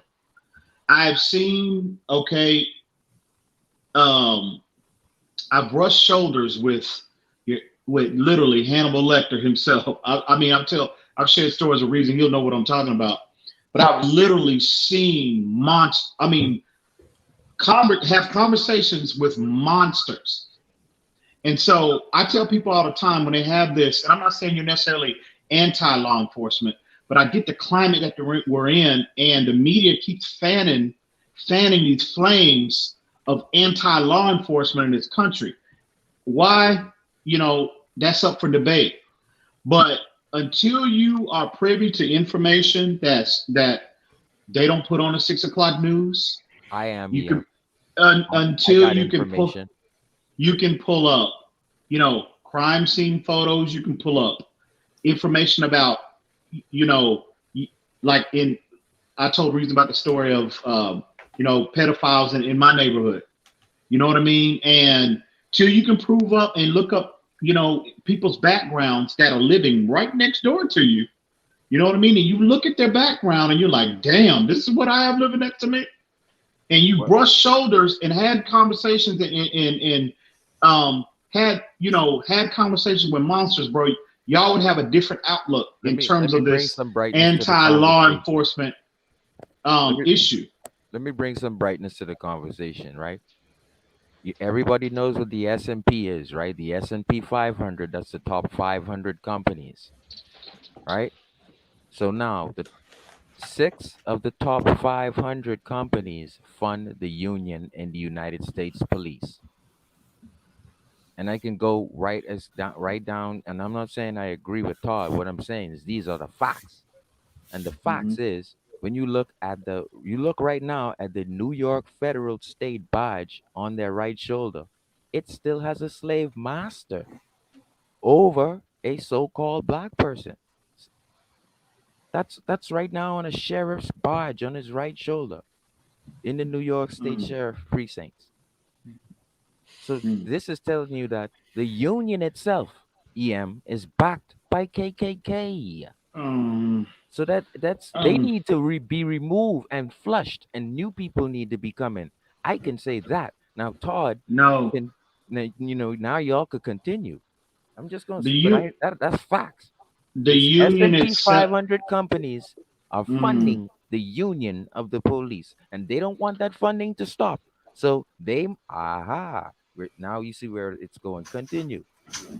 The union itself does not need to be disbanded. It's the individuals. There's rogue elements in every walk of life. That's just the world we live in.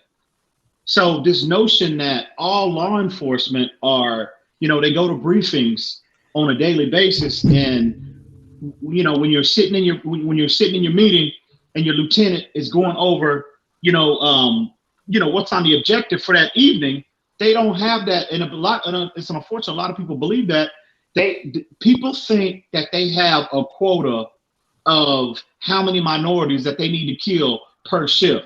It's just not real. That's not factual. Okay, I can't speak for every law enforcement agency in the United States, but I'm telling you that it's just crazy. A lot of the mindset of a lot of people think that cops are just going out and what I can't get is, why can't we think like this? You look at the Gullah Gullah Wars. A lot of people thought that it was Lincoln that gave slavery to the real black civilians. No, it wasn't. They had to actually link up with Native Americans and come together and fight their way out of slavery. And so a perception may become reality, and it may not be factual. You see what I'm saying? So my thing is this: when you look at the KKK, they were created in 1871. All right, let's bring out some facts here. The KKK integrated themselves so that when this so-called slavery Roma will be abolished soon, so they could move right in and kill slaves. Okay, and so we can look at the Texas, we can look at Black Wall Street. We can look at the greatness that happened just within 7 months in Tulsa, and we can look at the KKK who rushed in there and did what they needed to do. So what I'm saying is, once something has been infiltrated, it needs to be cleansed. It's a swamp. You could continue. I'm not disputing that at all, Sharif. Okay, I'm not disputing any of that information which you just brought did not happen. It is not factual. I'm speaking primarily from a 2020 perspective. See, I think a lot of people, and it's unfortunate, and again, we've talked about this before privately, how can I say this without, being insensitive? I think it's unfortunate. Well, not necessarily unfortunate, and I don't even know how to word it, to be honest with you. I just look at things from a 2020 perspective, and I think we all have to do that. And I'm not saying forget about what transpired 40 years ago, 40, 50 years ago, even 20 years ago. But the fact of the matter is, I think people, their mindset is primarily focused on what transpired 100 years ago. You know what the problem is? I mean, when I talk about how it's rooted, I'll just throw this image up for you guys right now. Here's a perfect example of what's wrong. I mean, and this goes back to what Sharif was kind of saying. I mean, there are documented facts in southern states where the KKK is alive and prevalent inside sheriff and deputy departments. I mean, this isn't something that's new. I just don't think it's in every department. I mean, you're going to get racist. My point. Yeah, you're going to get racists in every walks of life. You're going to get racist police officers. You're going to get racist accountants. You're going to get racist janitors. right? And So that's my point. I think, but the problem that I think that's happening with that is the power involved. Because I told EM the story. There was a guy, he was a Muslim, and it was about 5 years ago in Toronto, and our transit system is called the TTC. And he pulled out a knife, like a little switch knife and switchblade, and everyone got off the TTC bus, no problem. And then police responded, etc. So he's got a little like switchblade, like nothing crazy. And he's standing right above the steps of where you'd walk onto the bus. And the police officers show up, and there's one officer he starts pointing out, and he starts calling him a, PUSSY, starts verbally railing into this police officer. I've told EM this story. It didn't make national news down where you guys are. But that officer then prepared to unload 11 shots into – he was a white guy, and he was one of those guys. He was a police officer. He was one of those guys where his social media was full of him taking shots in his cop car with his gun and trying – you could tell the ego was there. The power was there. The power trip was there. So he unloaded 11 into this guy with a switchblade. And there was 11 other officers standing around him, and you know what they did? One of them proceeded to tase the individual after he just got unloaded on, while he was clearly dead, lying in a pool of his own blood. They decided to tase him, and the officer who unloaded on him ended up getting. He just got relieved of his duty. He didn't do any time. He didn't get anything like that. Video went viral up here. And the whole point was the guy didn't threaten his life. The guy didn't do anything of that. You know what he did? He challenged his manhood. And this guy was on such a power trip and thought so much of himself because of his badge that he unloaded on him. And I said this to EM directly. Another problem is we all know it's a fraternity. That's the problem.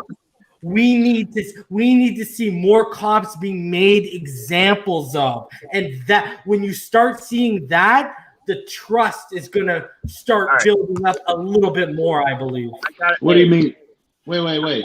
Now, when a cop gets 8 years for he's charged and he's found guilty of murder, he gets 8 years in prison. You kill a cop, you get life or the death penalty. Why is that? Well, again, like I said, I'm not here to dispute there aren't, rogue elements in police departments across, the United States. I've seen police department. That's in the judicial system. Yeah. It's a fraternity. It's a fraternity. I mean, I can't, get 8 years for it, but you're going to get a life sentence if you kill that cop. It doesn't make sense. It's not fair at all. I agree. I agree. I agree with that. If is found guilty of murder, he should get the same sentence as what happened to him.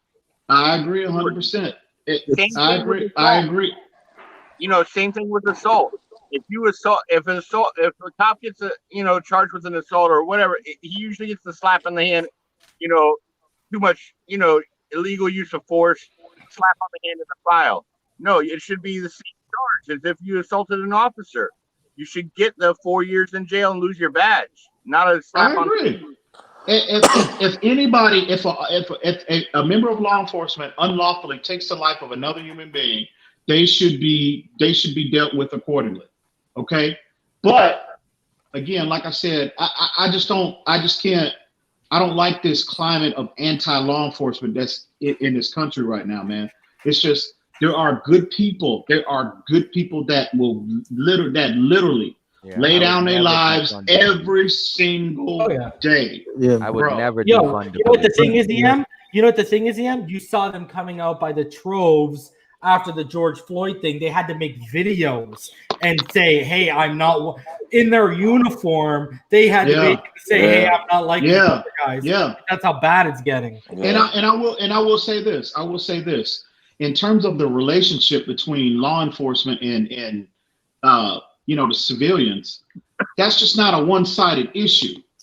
Everybody keeps saying, well, law enforcement, they need to check themselves. They need to be conscious of how they interact with people. Well, that goes for civilians as well, because I've experienced both again, both sides of the spectrum. And I'm one of the most even-keeled, mild-tempered individuals you'll ever want to meet, okay? And the problems that I encountered, I try to treat everyone how I want to be treated in life. And I applied that same philosophy when I was at the sheriff's department. And I tell you, it didn't matter. I'm not saying my interaction with civilians, every interaction was bad, but 90% of the time that I had a bad, interaction with a civilian, okay, that goes both ways. It was unprovoked. That goes both ways. Everybody needs to take accountability for what they can control, and that's their own actions, and how they talk to people, how they interact with people. That's first and foremost, and that goes to both sides. Because I'm telling you, man, reason to tell you, the information I've shared with him over the years, I'm not going to share, I'm not going to go too in-depth, public with it, but he knows, and he knows what I'm talking about. So that goes both ways. So I just keep hearing the message in the United States of America sitting here in 2020 is all, well, the law enforcement needs to do this, the law enforcement needs to do that. No, the civilians need to take accountability for what they do and how they interact with people as well. And that's who I agree with that. I totally period. That goes both ways. And I just hate that. It's just unfortunate. Again, maybe it's because I'm biased. And again, I have a background in law enforcement. Maybe I'm biased. I don't know. But that goes both ways. Damien. So I just hate. What's up? It's good to have you on, brother. Good what are your thoughts on this whole thing, brother? Yeah, I was always saying I was gonna wait until our first win with Tua before I come on the show. I was, but I had to come on here tonight. Fins up, everybody. How you doing? I just got a couple of things to say and share. As far as the protest with the athletes, I think they're using their platform because it's a way that their voices can be heard. A lot of these athletes are multimillionaires, but they have friends and family members in the communities they came from. They're still being impacted by this thing. So if their voice can be used to push forward the agenda that we need change in this country, I don't see no problem with it. But I will say this, the problem is that it has to go to those lengths. This is a problem that's been going on in this country for over 400 years. I agree. With blatant racism. Not being treated equally. It's being black. You could be a white woman. A woman is not treated equally. People of different faiths and religions and walks are not being treated equally. That is the issue and the problem that needs to be done away with. We need to do away with all these things. As far as the defund the police thing, I believe truly it was worded the wrong way. Because me as a black man, I've been arrested before. But I want the police to protect me and my family. That's not the issue. I think it needs to be as far as all the funds, especially in black communities, don't need to go into the law enforcement offices. They need to go to mental health, education. It needs to be funding to help our communities. It shouldn't be the officer has to come through and break up a domestic dispute. That's a mental health matter. It shouldn't be that an officer has to come through and check on a home because the child is being treated wrong. That's a housing matter. A lot of these funds should be funneled into places and avenues as far as to help our communities, because our communities are suffering, especially as black and brown people. We are suffering. We're not being given a fair shot. I mean, people who don't understand it or get uncomfortable with the protesting, they're not experiencing the things I experienced. Me being a black man, I have to, when I get in the car and the police pull me over, it's a fear factor. And see, it's a fear factor that I shouldn't have to experience. You wouldn't understand that if you're not a black or brown person. And I'm not saying, not putting bad judgment on you. I just want you to relate. I talk to my Caucasian friends and they're on agreement with me because I'm getting them to understand. Like, it's a thing that we have to fight with together, and one more point I just want to make, one more point. The problem with this country is this one thing, and I love this country, wouldn't want to be nowhere else. And I don't know all the views of Black Lives Matter. I just go along with the movement of trying to bring us together as equal. But when you call this one thing bad, but you don't have a problem with calling the Ku Klux Klan a terrorist group, or when they marched in Charlottesville spitting and spewing anti-Semitic things, or talking about black people, you say, well, those are some good people. That is the issue. That is what is dividing us. And that's the issues that we need to fix in this country. And fans up. I love all of us Dolphin fans. We all have different views and opinions. But, we can all agree fans up. And also one more quick thing. Colin Cowherd on our jock now saying he guarantees the Dolphins are going to make the playoffs. Oh, yeah. I heard him today. Now the media's on our jock, y'all. Yeah. That's what's up. What's up. So, yeah. Congrats to EM and Reason, too. I love y'all's show. Y'all the Real Miami Dolphins podcast. And can't wait to see y'all and Paul next week, too, man. They some good guys, too. Fans up. Absolutely. That's what's up. I grew up around a bunch of different nationalities. And you see the differences, but you learn to love to experience those differences. You want to learn from it. You want to, embrace everything that is thrown your way. And that's what I grew up. I grew up with somebody from Belize and somebody from Jamaica on each side of my house. And I got to go to Belize. I haven't been to Jamaica yet, but I feel like I have because I would sit over there and he'd have all these different things from Jamaica and just teach me about the culture. And you learn to love learning about this stuff. That's where people, I just don't understand. I mean, jerk and roti are absolutely amazing, bro. And Sorrel patties. Sorrel wine. Oh my God, bro! All I gotta say is that oxtail gravy on jerk chicken. Oh yeah, that's bomb right there. That's like that right there. That's like that. Them tails. We don't take time to learn. We're too quick. I don't know. It's just, I agree. I can't get in people's head that are like that. I've never been that way. I think I've told Reason this one time before on the show when we had that big thing. I said that N-word one time. You hear how I say it now. I was 8 years old. I feel the slap from my mom. She would tell me, she sat me down, she told me, every race has assholes in it. Yours is no better. Don't think yours is any better. You want to be treated. And that's the way I was raised. Can I make one more point also? Go ahead. I remember watching a Chris Rock comedy show one time, and this is a good point, man. How he said that, how they say, when law enforcement, it's a rotten apple, one rotten apple don't spoil a bunch. But like a group of pilots can't say that. You got to be a good pilot in order to fly that damn plane. There's no acceptance of that. And that's the same thing. And like for officers, man, like I just think that, maybe, I don't know if it's a problem with the training or the evaluation or whatever, but these racist and hateful officers need to be weeded out. The same way as racist and hateful politicians. Absolutely. I don't care if you're black, white, Hispanic, or whatever. If you have hate in your heart and you're a public official and you're supposed to serve and protect, you don't need to be in that position at all. Yeah, I agree. Exactly. I agree. At all. And you want to know something that goes even, I saw a video the other day I commented on Facebook. Black guy got pulled over. The white officer comes up, pulled him over for just a turn signal with his gun drawn. Even if you're a good person, if you're that scared, you need a different job. Yeah. Is what I posted. The minute you have too much fear to pull somebody over for a turn signal without your gun drawn, you need a different profession without a weapon. Exactly. And I had police officers blasting me on there for saying that. I'm like, you know what? Y'all are part of the problem. Again, I can't. Well, what about it? But what about when we go to? I go, we're not talking about if he's going to where there's an active shooter. We're talking about a turn signal.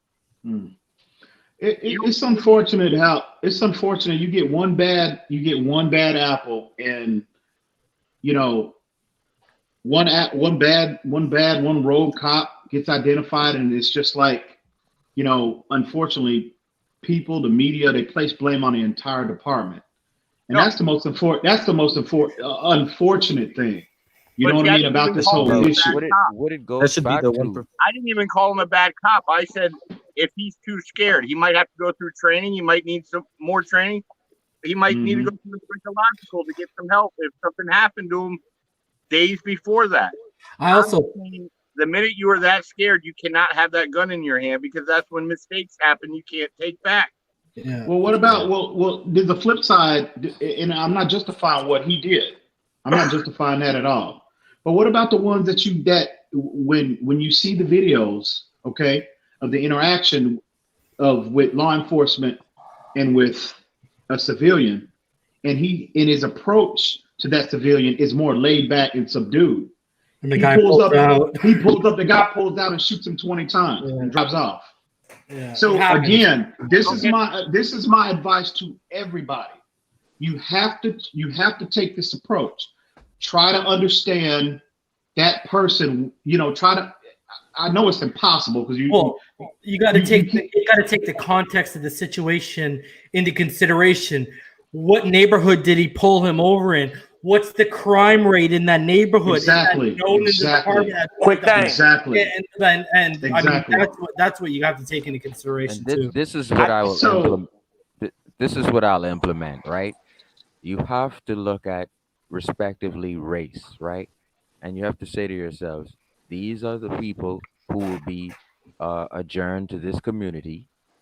And if this is the ghetto or if this is the projects, then we will have this race of police go and they will deal with problems in this area and other races do the same. Nailed that.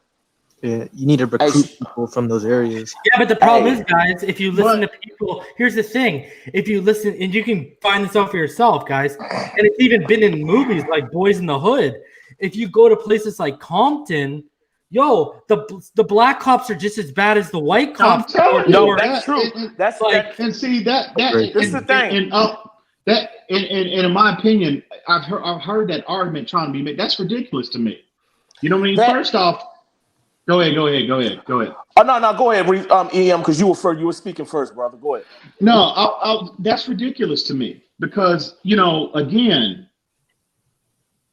you have like Reason just said, you have it when you're talking about bad apples and rogue elements, bro. I've seen black cops that look just like me, deputies, members of law enforcement look just like me, get caught up in nonsense, just like I've seen a white person. I'm sharing story. That's Reason to tell you. So that argument about you need to recruit black people to police black communities, that's ridiculous to me. But technically, that argument hasn't failed yet. We haven't even tried it. Yeah, it does. I gave an example. You can literally go to Compton, California. I had a black cop playing drugs. I had a black cop playing drugs on me, man. There you go, right there. I'm going on personal experience. I'm not quoting statistics. I'm going on personal experience. So I know my interaction. I know what my 10 years at the sheriff's department. I know firsthand. So I'm not going off statistics. So when I tell you that the approach should be you should recruit, have black officers only patrol black communities and white officers only patrol white community. That's ridiculous to me. I think. I'm sorry for cutting you off, Ian. I'm sorry. Go ahead. What I just believe that it doesn't even have to be a black and white thing. I think that whoever the officers are patrolling those communities need to get to know those communities, need to get to know the people in those communities. There's no reason why Officer so-and-so shouldn't know Miss Betsy, know Miss Betsy's kids, Miss Betsy's grandkids, and so around the neighborhood to get a familiarity with the neighborhood. So when you know somebody in this neighborhood that's suspicious, that's when the issue will be resolved. But I see what you're saying, Sharif. In both aspects, I see what both of y'all saying. You see what I'm saying? Because I'm saying the white community, police officers are easily going to be able to gel and get things along going in their white community respectively. And the black officers will be particularly assigned to close family members or people in their zone and they will be familiar with people down their street. What I'm saying that should apply. You can't have police officers living in communities like their house is in the actual community where everyone knows, because then if it pisses someone off, you get wrapped up. But in terms of the interaction of community, that should apply to everybody. That's not color specific or that should apply to every member of law enforcement, because that helps you. In what I found to be, that just helps you. 100 years. That makes you. It has worked, and I'm here to tell you firsthand. I'm not going off statistics or what I'm hearing off the 6 o'clock news. I'm telling you, it's people that don't look like me will go out there and lay their life down for people that look just like you and me. Yeah, I've seen it every I'm not single saying you're day. wrong. I'm not saying you're wrong. Let me just go ahead. Go ahead, Todd. I've grown up with a bunch of cops. I know a bunch of good ones. I really do. Grew up with a judge across the street. The captain of the police department was my mom's best friend, where I grew up with him. I grew up with some really good ones. Don't get me wrong. But you know what the biggest problem is? You do, and there's very few of them compared to the good ones. Don't get me wrong. But the bad ones, look how big their file is. The problem is higher up. How come they didn't nip it in the bud when they first started getting that file built? You know, that's what happened with the George Floyd case. From the This is where get-go. the S&P 500 comes in. That's the George Floyd case. Right, because But yeah, you look at most of them have a file that's the size of the Bible. Okay, they have exactly. Well, you don't know. You go ahead. I'm sorry. Go ahead. No, but that's the issue. It builds up. They think they're God. They can get away with everything, and it's just the bad ones. I'm not saying all of them, but put the files built up on the ones that have been caught for murder, or the ones that are going. If you look at their files, it's like they know they can get away with it, and it keeps getting worse and worse. Oh, I'm going to get away with it. And that's where we are right now. Todd is accurate, because we can look at Tom Hanks. Yes, Tom Hanks has more than 3 accusations of him being a pedophile in America. Do you know that Tom Hanks just got his passport for Greece? He just got his passport for Greece. Now, what is this saying? This is saying that Tom Hanks knew he would eventually be arrested by Trump for being tied to the Wiener laptop, Wiener Island. We can go on and on. So now, why is he in Greece with a new passport? Because he knows that in Greece, they look at pedophilia as a disorder and give you a monthly check. So that means Trump need to go to Greece and arrest Tom Hanks. Moving right on. So that tells you right there, privilege of the skin, EM. Privilege of the skin, EM. Privilege of the skin, EM. Privilege of the skin, EM. Bro, listen, why are you trying to come at me like that? Like I'm not, bro. No, I'm just showing you. It's the privilege of the skin. It's the privilege of the skin. Hang on. First off, you don't need to educate me on nothing. I'm talking about the issues in Black America, bro. You don't need to educate me on nothing. So you need to retract that statement first and foremost. And listen, nobody is sitting up here disputing about systemic issues in terms of race in this country. I want to be clear on that. But what I'm saying from the issue that we're talking about is the interaction between law enforcement and U.S. citizens. It's not working the last 100 years, EM. It's what do you not mean work. it hasn't worked? Because I can tell you right now, the last 6 years, 6,000 Black people have been unarmed and got killed by police. Now we already know who on the 6,000 win. Candace Owens actually made an inaccurate statement, and she got put in the fire for the inaccurate. She make a lot of She made. So I'm gonna tell you right now, 6,000 unarmed Black males have been killed, okay, in 6 years. So that's 1,000 a year. And I don't even mean to be putting you on the spot. I know you work for the law enforcement data center. I got stats too, bro. I got stats too. So you're telling me, hang on. So you're telling me last year 1,000 black people got killed by law enforcement? That's what you're telling me? What I'm gonna do, Reason, I'm gonna send you the picture, Reason, and then we can all go to newspapers. By what he said, Reason the picture, and we can all look at it ourselves. So you're telling me 1,000 black people got killed in 2019? That's an amazing rate. That's an amazing rate. You're telling me 1,000 black people was murdered? Isn't that amazing? Are you gonna answer my question or what? Of course, I'm telling you it's accurate. Okay. That's amazing. We'll present the information. So all I'm saying is a skin color. You explained it earlier. Let me just finish thought. You said it earlier that the police who ran over the people in the car and one instantly died got 2 years. The other got 25 and years. that supports my. That's again. So that's all I'm saying here. That's all I'm saying here. Tom Hanks. They can go and arrest Tom Hanks at the airport, but no, they're allowed to go to Greece. Obviously, you didn't hear. Obviously, you didn't hear everything that I said from start to finish. That's the point that I was making, Sharif. So the fact that you need to sit up here and say you need to educate. No, you don't need to educate me on jack.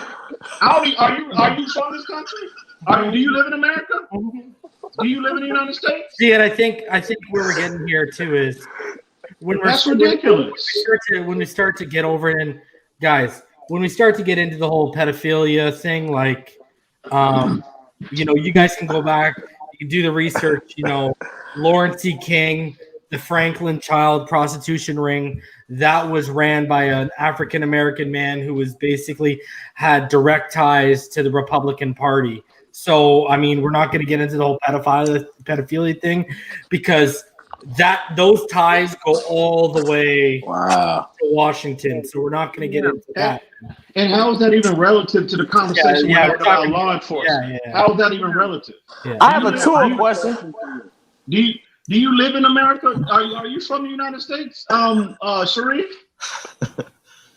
Just a question. I'm asking you a question. I visited, and that is relative. Oh, you visited, right? You visited. Okay. We're talking about how a white man can get to the airport. You visited. Okay. To get to the airport to get to Greece. You visited. You visited. He would have been shot. How is a visitor of this country gonna tell me I'm born and raised in this country? Okay. How you gonna try to educate me on something issues related to my native people? Oh man, that makes absolutely no sense at all. Like I said, he wouldn't have made it to us. He wouldn't have made it to the car. That was a black person. Being alleged pedophilia, he wouldn't have made it to the car. That man. Bro, Sharif, hold on, Ian. Sharif, look into what I just said about the Franklin child prostitution ring, because that was ran by apparently Lawrence E. King, and Lawrence E. King was a black man. African American. But hold on a sec. It's ridiculous. He was literally taking boys into the White House. Stop. Okay, so and nothing was done. Nothing was done to him until everything hit the fan. So I'm not going to Obama. I don't understand how that relative. How is that relative to the topic at hand? That's what I want to know. No, because I ain't blocking nobody. If you evil, you evil, whether you black or you white. So I agree with that 100%. I agree with that 100%. That's fact. Yeah, man. So like I said, I just wanted to add. You had the Tua question. I want to know what rubbed me the wrong way. What rubbed me the wrong way is that somebody that's not that don't live here and that's not American citizens will try to educate me on issues that plague the black community in this country that I've lived. Not clicking a button on Google, what I've lived every single day of my life. So But I got a question for you. I apologize. No, man, I ain't take. No, me and you, I'm cool, man. I ain't. Damien, what's your Tua question? I have a Tua question, a podcast question. First, my Tua question is, man, did all the big guys buy all the 4X Tua jerseys? Because I can't find none. Like none. Not on. I had to buy one off Poshmark. Man, it's going to get delivered to me Friday. It probably ain't even real. Like, does anybody give me a link or something to buy a real Tua jersey? You're positioned perfectly right there with Tua jersey on. Yes, sir. Yes, sir. I know. Anyway, I know our buddy Dolphins Beast. He has a link up on jerseys. I don't know how authentic they look. Legit. This one I bought looked legit, but like I just Yeah, bro. Like, dude, I ordered my Aqua to a throwback 20 minutes after they went live, and I'm still waiting on it, bro. And it's shit. I wouldn't buy a real one just yet anyway. I already told DM after he took over year one. The future, I'm buying the authentic. You see, look, seriously. Listen, seriously. You see how we get sidetracked at the top from the topic? We get distracted from the topic at hand. so quick and easily. True. I mean, You know what I mean? Bro, why are you gonna take his back? Just talk about Tua. And one more quick question. With the podcast, with the fantasy football reason, when you gonna start that up so I know? If people want in, just let me know. Yeah, email me finsidenthenfl.com@gmail.com and I'll set it up. I said I was willing to do a $25 10 to 12 man league for this channel, and I was also willing to do a free league. So we just need bodies. That's all. All right. Yeah, I have a question for you about your story. All right, bro. What's that? I have a question about your story, the one you told earlier. Yeah. Is there a lawyer that's willing to even take on that guy's case to say, what did it happen in the same area, the same town? Yeah, it was in my county. It was in the same county. There could be a lawyer that would want to take that case and say, why did you give this guy so many years, but you 2.5 years, you're giving my guy 25? Wait. Hang on. Maybe I misunderstood what you said. Repeat that again. There should be a lawyer willing to back him up and try to get his sentence reduced, seeing that man following year does the same thing and only gets 2.5 years.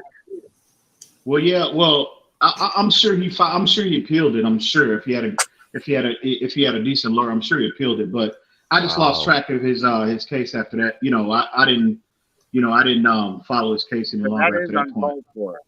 It is. I agree.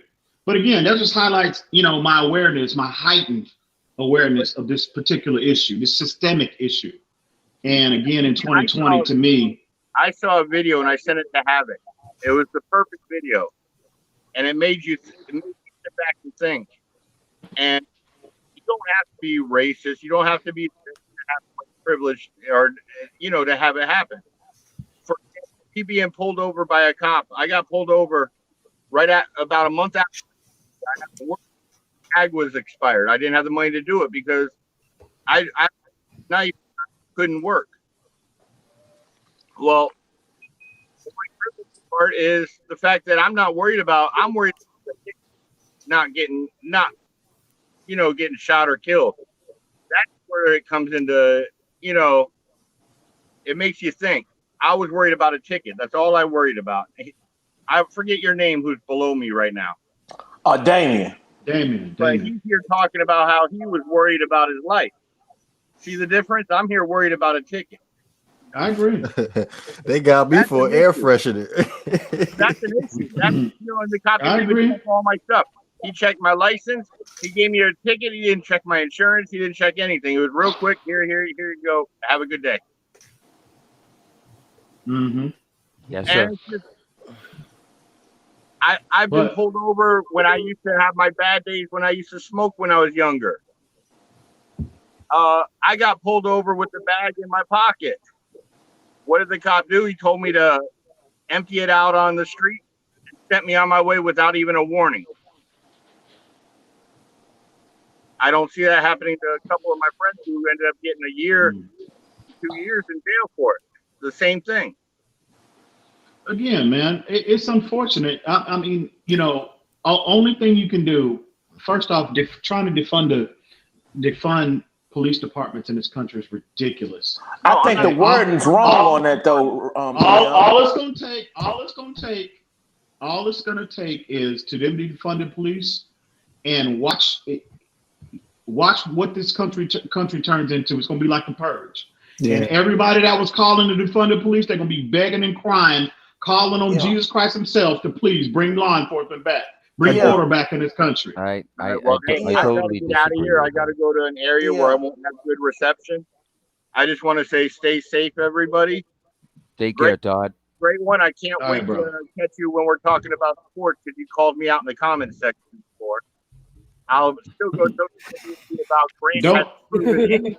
He don't know what he's talking about. Grant hasn't anything as a receiver yet. Remind me again. He don't know what the hell he's talking about, Todd. Don't worry about him. I said Grant hasn't proven anything as a receiver yet in the NFL. When you average 20 catches a year and 200 yards a season, you haven't proven anything as a receiver yet. What'd you say, Damon? All right, Todd, you be good, man. I remember that. All right, brother. All right. Hey, y'all have a good one. You too. Yeah. All right. You too. What did you say, Damon? I just think, man, they're wording the whole thing wrong with the defund the police. Because if you don't want no police, then you're insane.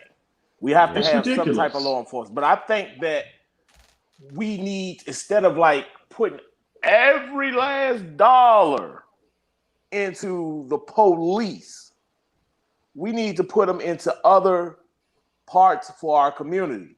Like, I know growing up in the neighborhood I grew up in, education was bad. There was no resources. Still today, like, kids, like in my neighborhood, my mom's a pre-kindergarten teacher. Kids don't got laptops at their houses. They don't have these certain things in their homes where I'm from, where I grew up at. Like, they don't have that because it's lack of funding. And my thing is, like, you want kids to go back to school. They don't have the certain materials that other people have. DC public schools does not have what these other schools have. And for all these people that want their kids to go back to school, send them to DC public schools and see if you have that same feeling. But like, that's not a law enforcement issue, though. No, but what I'm saying is, like, especially with black communities, like, where else all the funds going to? They're going to all the police departments, and crime is skyrocketing. So obviously that ain't doing the issue. That is not fixing the issue.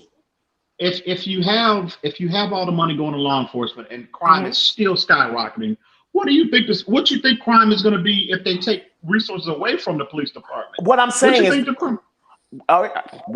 is this. I'm not saying that we need to strip the police down to its bare bones, where they don't have no resources to function. But 90% of the resources shouldn't go to the police department. Let's break it down evenly 50-50. Because if your job is to protect and serve, then you should be out there protecting and serving. Plain and simple, like. Go ahead. Your job should be out there protecting and serving. But if I'm growing up in a poor, poverty-stricken community, well, only thing I see is effed up stuff. Only thing I see is when I leave out the house, me not having a shot to survive. Then it's an issue. But it's other people in this country who don't grow up with those same type of things brought forth to them. We need everybody to have a fair shot. I don't want nothing given to me. I just want a fair opportunity. Educational-wise, food-wise, housing-wise, I need a fair opportunity. That's what defund the police means. I believe that they are wording it wrong. Not stripping down the police to its bare bones. They are hijacking it. They are hijacking it. Exactly. They are hijacking it. They are twisting it around. Let me just add some statistics in there before you go on, EM. The top 6 companies that are giving the union of the police, it's the union that run the entire force. So the union of the police has been funded by some of the top 6 companies in the S&P 500, and they initially give it. That means they want to give.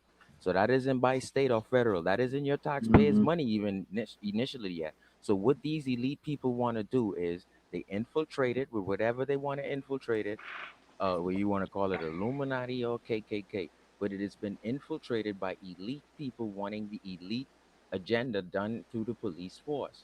And so what does that mean? That means things like you'd always have a high rate of when the crime does happen in a poor project state. Who is sent there? When the call is made? What has happened when the call is made? You see what I'm saying? Then how many domestic violence went out of hand? How many arrests? Who's So it's like it's a structured system in place that the elite want, who is funding these. It's like when you fund Barack, anyone can fund Barack. So these elite companies are initially funding the police. That's not none of our money.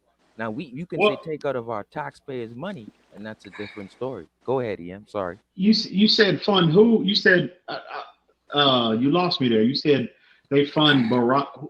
I couldn't make out what you said. Like Barack Obama can get people to just fund him off of the street. That's what the union has. The union has some of the top 6 S&P companies. So you're talking about Gerber. You're talking about Tom Walton. and these other people who are billion trillionaires. So that's what's Well, funding the union. Well, I can't speak. And you can't I tell think them to not to. That's where it's get dangerous. well, the police, the police union, okay, that's there for protection of the employees, just like any union. It's like the Union Pacific Union, just like the NFL Players Association Union. That is protection for the employee. So there is definitely a place needed for an organization or structure like that. However, you going off into this infiltration, that's pure speculation on your point. Until you get something tangible that you can present to the world, is it conspiracy theories? Conspiracy theory at this point? Absolutely, because it's speculation. It's your opinion.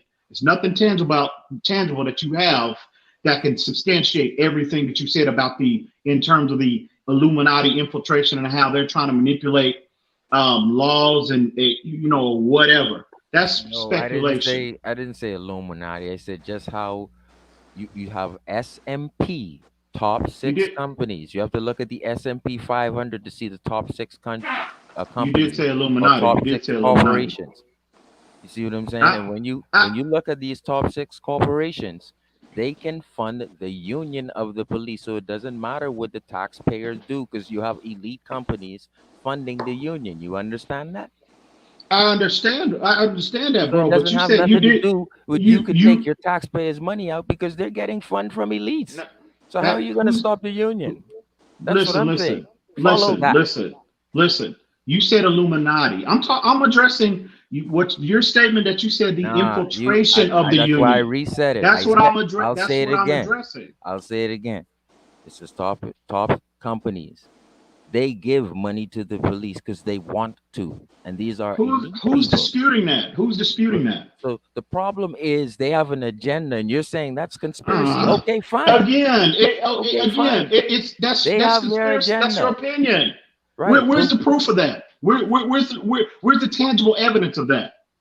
So you're going on pure speculation of somebody that don't even live in this country. This is why we're getting to the truth, because people think that defunding the police will affect them. No, it won't, because you still have elite people like Gerber, like Bayer, still giving these people money. They want to. So if you just take out the taxpayers' money, that won't affect the guns and the stuff they need to be. This particular issue about police interaction with civilians, okay, you do not need to defund the police. You do not need to take resources away from law enforcement. Crime is already horrible as it is. What I'm saying, okay, how can you just stop them? Are you going to go to the elites and say stop giving the police money? No. What I'm saying, listen, let me finish what I'm going to say. What needs to be done is on a lower level. This is why I said these particular issues. The NFL is not the platform, for these particular issues. Colin Kaepernick or protesters or individuals that felt passionate enough about this particular issue needed to take this downtown on the doorsteps of these law enforcement, departments and demand reform. Because again, you don't need to take away law enforcement, just like anything. There's just a level of reform that needs to be implemented. And I agree with that, you need to weed out the rogue elements, period. And so I'm just telling you where it starts. That's all I'm trying to educate you guys. Where it starts is the union gets funding. I got a question. It doesn't really come out of our pocket. I got a question. Yeah, go ahead. And this is something that Reason kind of said earlier about what this country was built on. Exactly. And weeding out those rogue elements is what is built on. See, KKK don't have to wear a white hood no more. Mm-hmm. They wear badges. They wear suits and ties as lawyers. They are execs in these big companies, as Sharif was saying, that does his donating. It's bad. It's bad. And you also have hate groups in all other nationalities also too. Black too. You have black people that hate too. Candace Owens is one of them. So I want to think that. What's her name? What's her name? That Jamal. What's her name? The girl from ESPN. Jamel Hill. Jamel Hill. Yeah, she gets a lot of flack. I see. So it's people. And nobody's disputing that. And again, like I said earlier, I'm so appreciative of all of these individuals that are continuing this fight, bringing this awareness, because only way we're going to address it and eliminate it unless we continue to have this conversation. True indeed. And so much respect to all these individuals that are leading, this fight or whatnot. But again, I say to everyone, in terms of the interaction, that goes both ways. You know what I mean? It's rogue elements. There's a lot of members of law enforcement that need to be re-educated on how they interact with people that don't look like them. I agree with that 100%. I've seen it firsthand. So I know what goes on and again, I can't speak for every law enforcement agency in America, but I've seen it firsthand. But you also I've experienced those individuals that immediately, soon as you interact with them, not every interaction I had with people, because I used to try to get to know my community.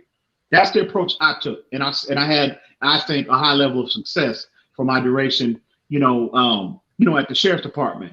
But a lot of officers, unfortunately, don't take that approach. And again, you have some law enforcement officers that are white, that are scared to interact with people that don't look like them. And again, that's a problem, man.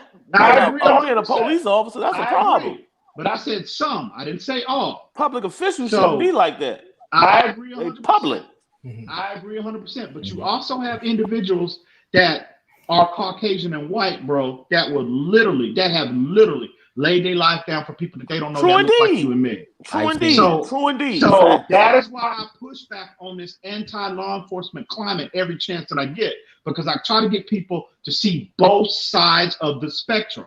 You know what I mean? So this is my solution to this whole race issue. It is so simple, bro. Be accountable for what you can control. And that's how you interact with people on a daily. As soon as you leave your house, just like the approach that I take, I try to smile at everybody. I try to shake hands with as many people as well, not with this COVID-19 issue, but prior COVID-19. I try to ask people, hey, how you doing? How's your family? People I don't even know. At the gas station, I'm pumping gas. Hey, how you doing? Somebody, that's at the next pump. Hey, start up a small conversation. How you doing? What? How's life treating you or whatever? How your kids doing? Don't we have to break this cycle of hate first? The same cycle that was built? Yes. Well, that's the only way you're going to do that. And that's the only way you're going to do that. That's the only way you're going to do that. That's where the saying kill him with kindness comes from. That's the only way you're going to resolve this issue, bro. Because you have people that have been segregated, even in 2020. I've got clients of mine that, grew up in Allen, Texas, which is predominantly white, never saw a black person until he was in the 7th grade. But does he harbor that mentality? His parents raised him to treat everyone how you would want to be treated. And That's this dude literally has given you. I can tell you stories.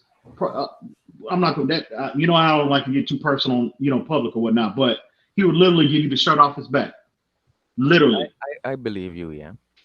So again, I go by when I tell people my interact, it's based off, I can't speak for every black person. Maybe you got a lot. It's unfortunate you have a lot of black people that look like me that haven't had positive experience with people that don't look like them.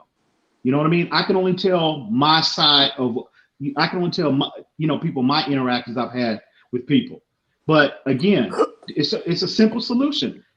Treat people how you want to be treated. It's such a simple concept, bro. But people make it complicated. What I noticed is just the other day, let me tell you something. I once was not a reader. I find myself now, I'm on Amazon, I'm reading Introduction to the Constitution of Law. Why don't young men from the ages of 20 to 28 read the Introduction of Law? It can help you if you can take a video of someone dying in a car accident. You can make a movie or be some kind of production for your community. You can be the voice. If you could make all sorts of noise rapping, then you can be the voice and be the voice for your community in Congress. So my thing is, if you as a young man or as a young woman read just the Constitution, introduction of law, and that can help. Hang on. Go ahead. Sharif, hang on 1 second. I see Joe B in the comments. I don't know what the hell he's talking about. Drop the link again for him, Reason, so he can get back on the I'm panel. about to wrap this, buddy. It's almost 12:30. We're going on 3 hours here. All right, well. All right, go ahead. This is a good show, man. Yeah, man. I got a hockey game I got to finish watching. I got stuff I got to do here. Go Caps. That's for you, Reason, because I know you're a Penguins fan. Yeah. I can't stand the Capitals. Go Caps. So we'll go through everyone here. A great one. I know it's been a while since you've really had the floor, but we'll go through. You've been quiet over there. Everyone go over just final thoughts, and we'll start with you, great one. Yeah, I've been kind of quiet because I'm actually just listening to what everybody is saying because I'm not the most educated in this particular topic. But yeah, most definitely it was a interesting conversation, to say the least. But I'm looking forward to the next one, most definitely. Sharif, final thoughts? Yeah, I just want to say tonight we just need to know who is backing us. You know, why are we protesting? Why are we putting our fists in the sky? Why is this writing on the shirt saying follow this group of people who's supposed to have my best interest at hand? And then I'm finding out their manifesto has totally hijacked a straight black man and a woman. So, and then when I look into the defunding the police, I would never defund the police, but I would try to clean the swamp in the union. And that's my take. Hey Sharif, where you from? If you don't mind me asking. I got family in New York, Atlanta, but I was born in Exuma. So I was born in Exuma, and that's in the Bahama Islands. Oh, okay. Where you live now? I live in Nassau, the capital. Yeah. So, but I got some family in Atlanta, Flat Shoal, Shenandoah Lakes, and Macon. So I got my people. I know just what they be toting, Ian. The black people be toting a lot of mess.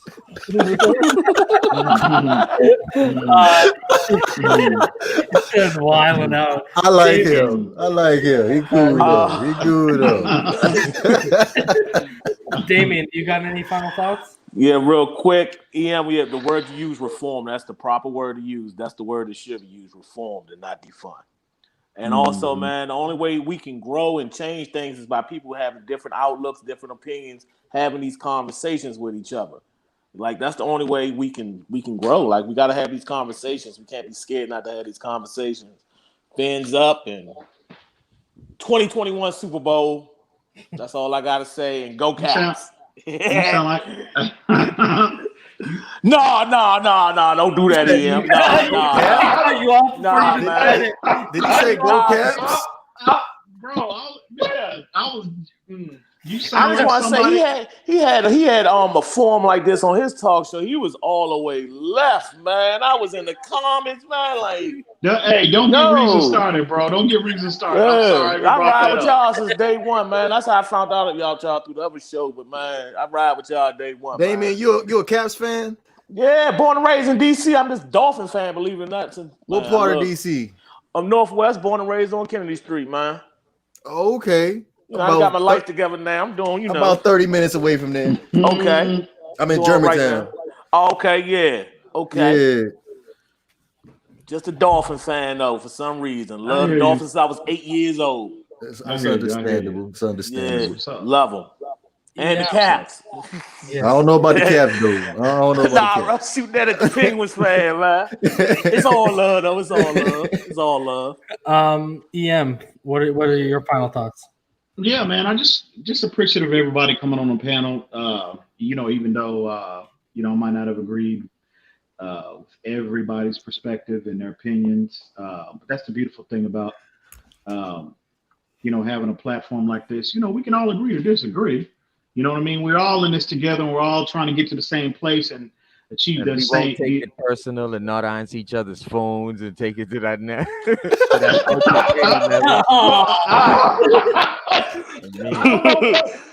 is he talking about? What is it? I don't know what he's talking about.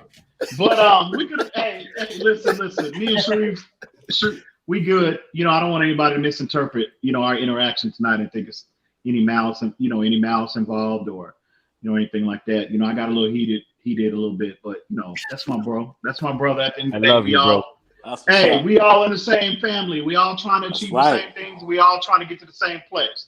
Even though if we choose different vehicles to get there, that's all right, as long as we get to that destination at the end of the day. So appreciate everyone that contributed to this show, man. And Joe B, I'll deal with you at another day. I don't know what the hell you spewing in the comment section. I don't know what you're talking about, but I'll deal with you at a later date. But appreciate, and I want to be appreciative to the homie Reason.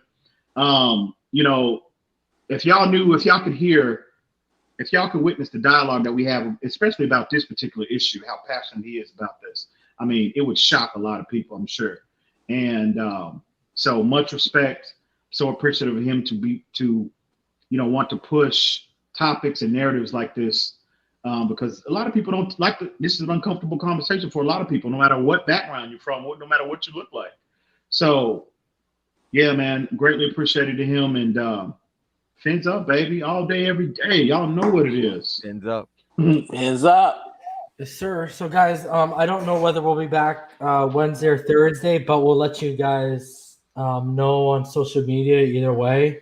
I appreciate everyone for taking 3 hours of your Monday night out and hanging with us. I believe we peaked around 80 viewers, and we're now sitting around 50. So I appreciate each and every one of you for joining us on the round table. And then I appreciate each and every one of you in the comments who donated for just taking the time out to join us. And I guess until next time, y'all already know what it is. It's fins up all day, every day, people. Have a good night.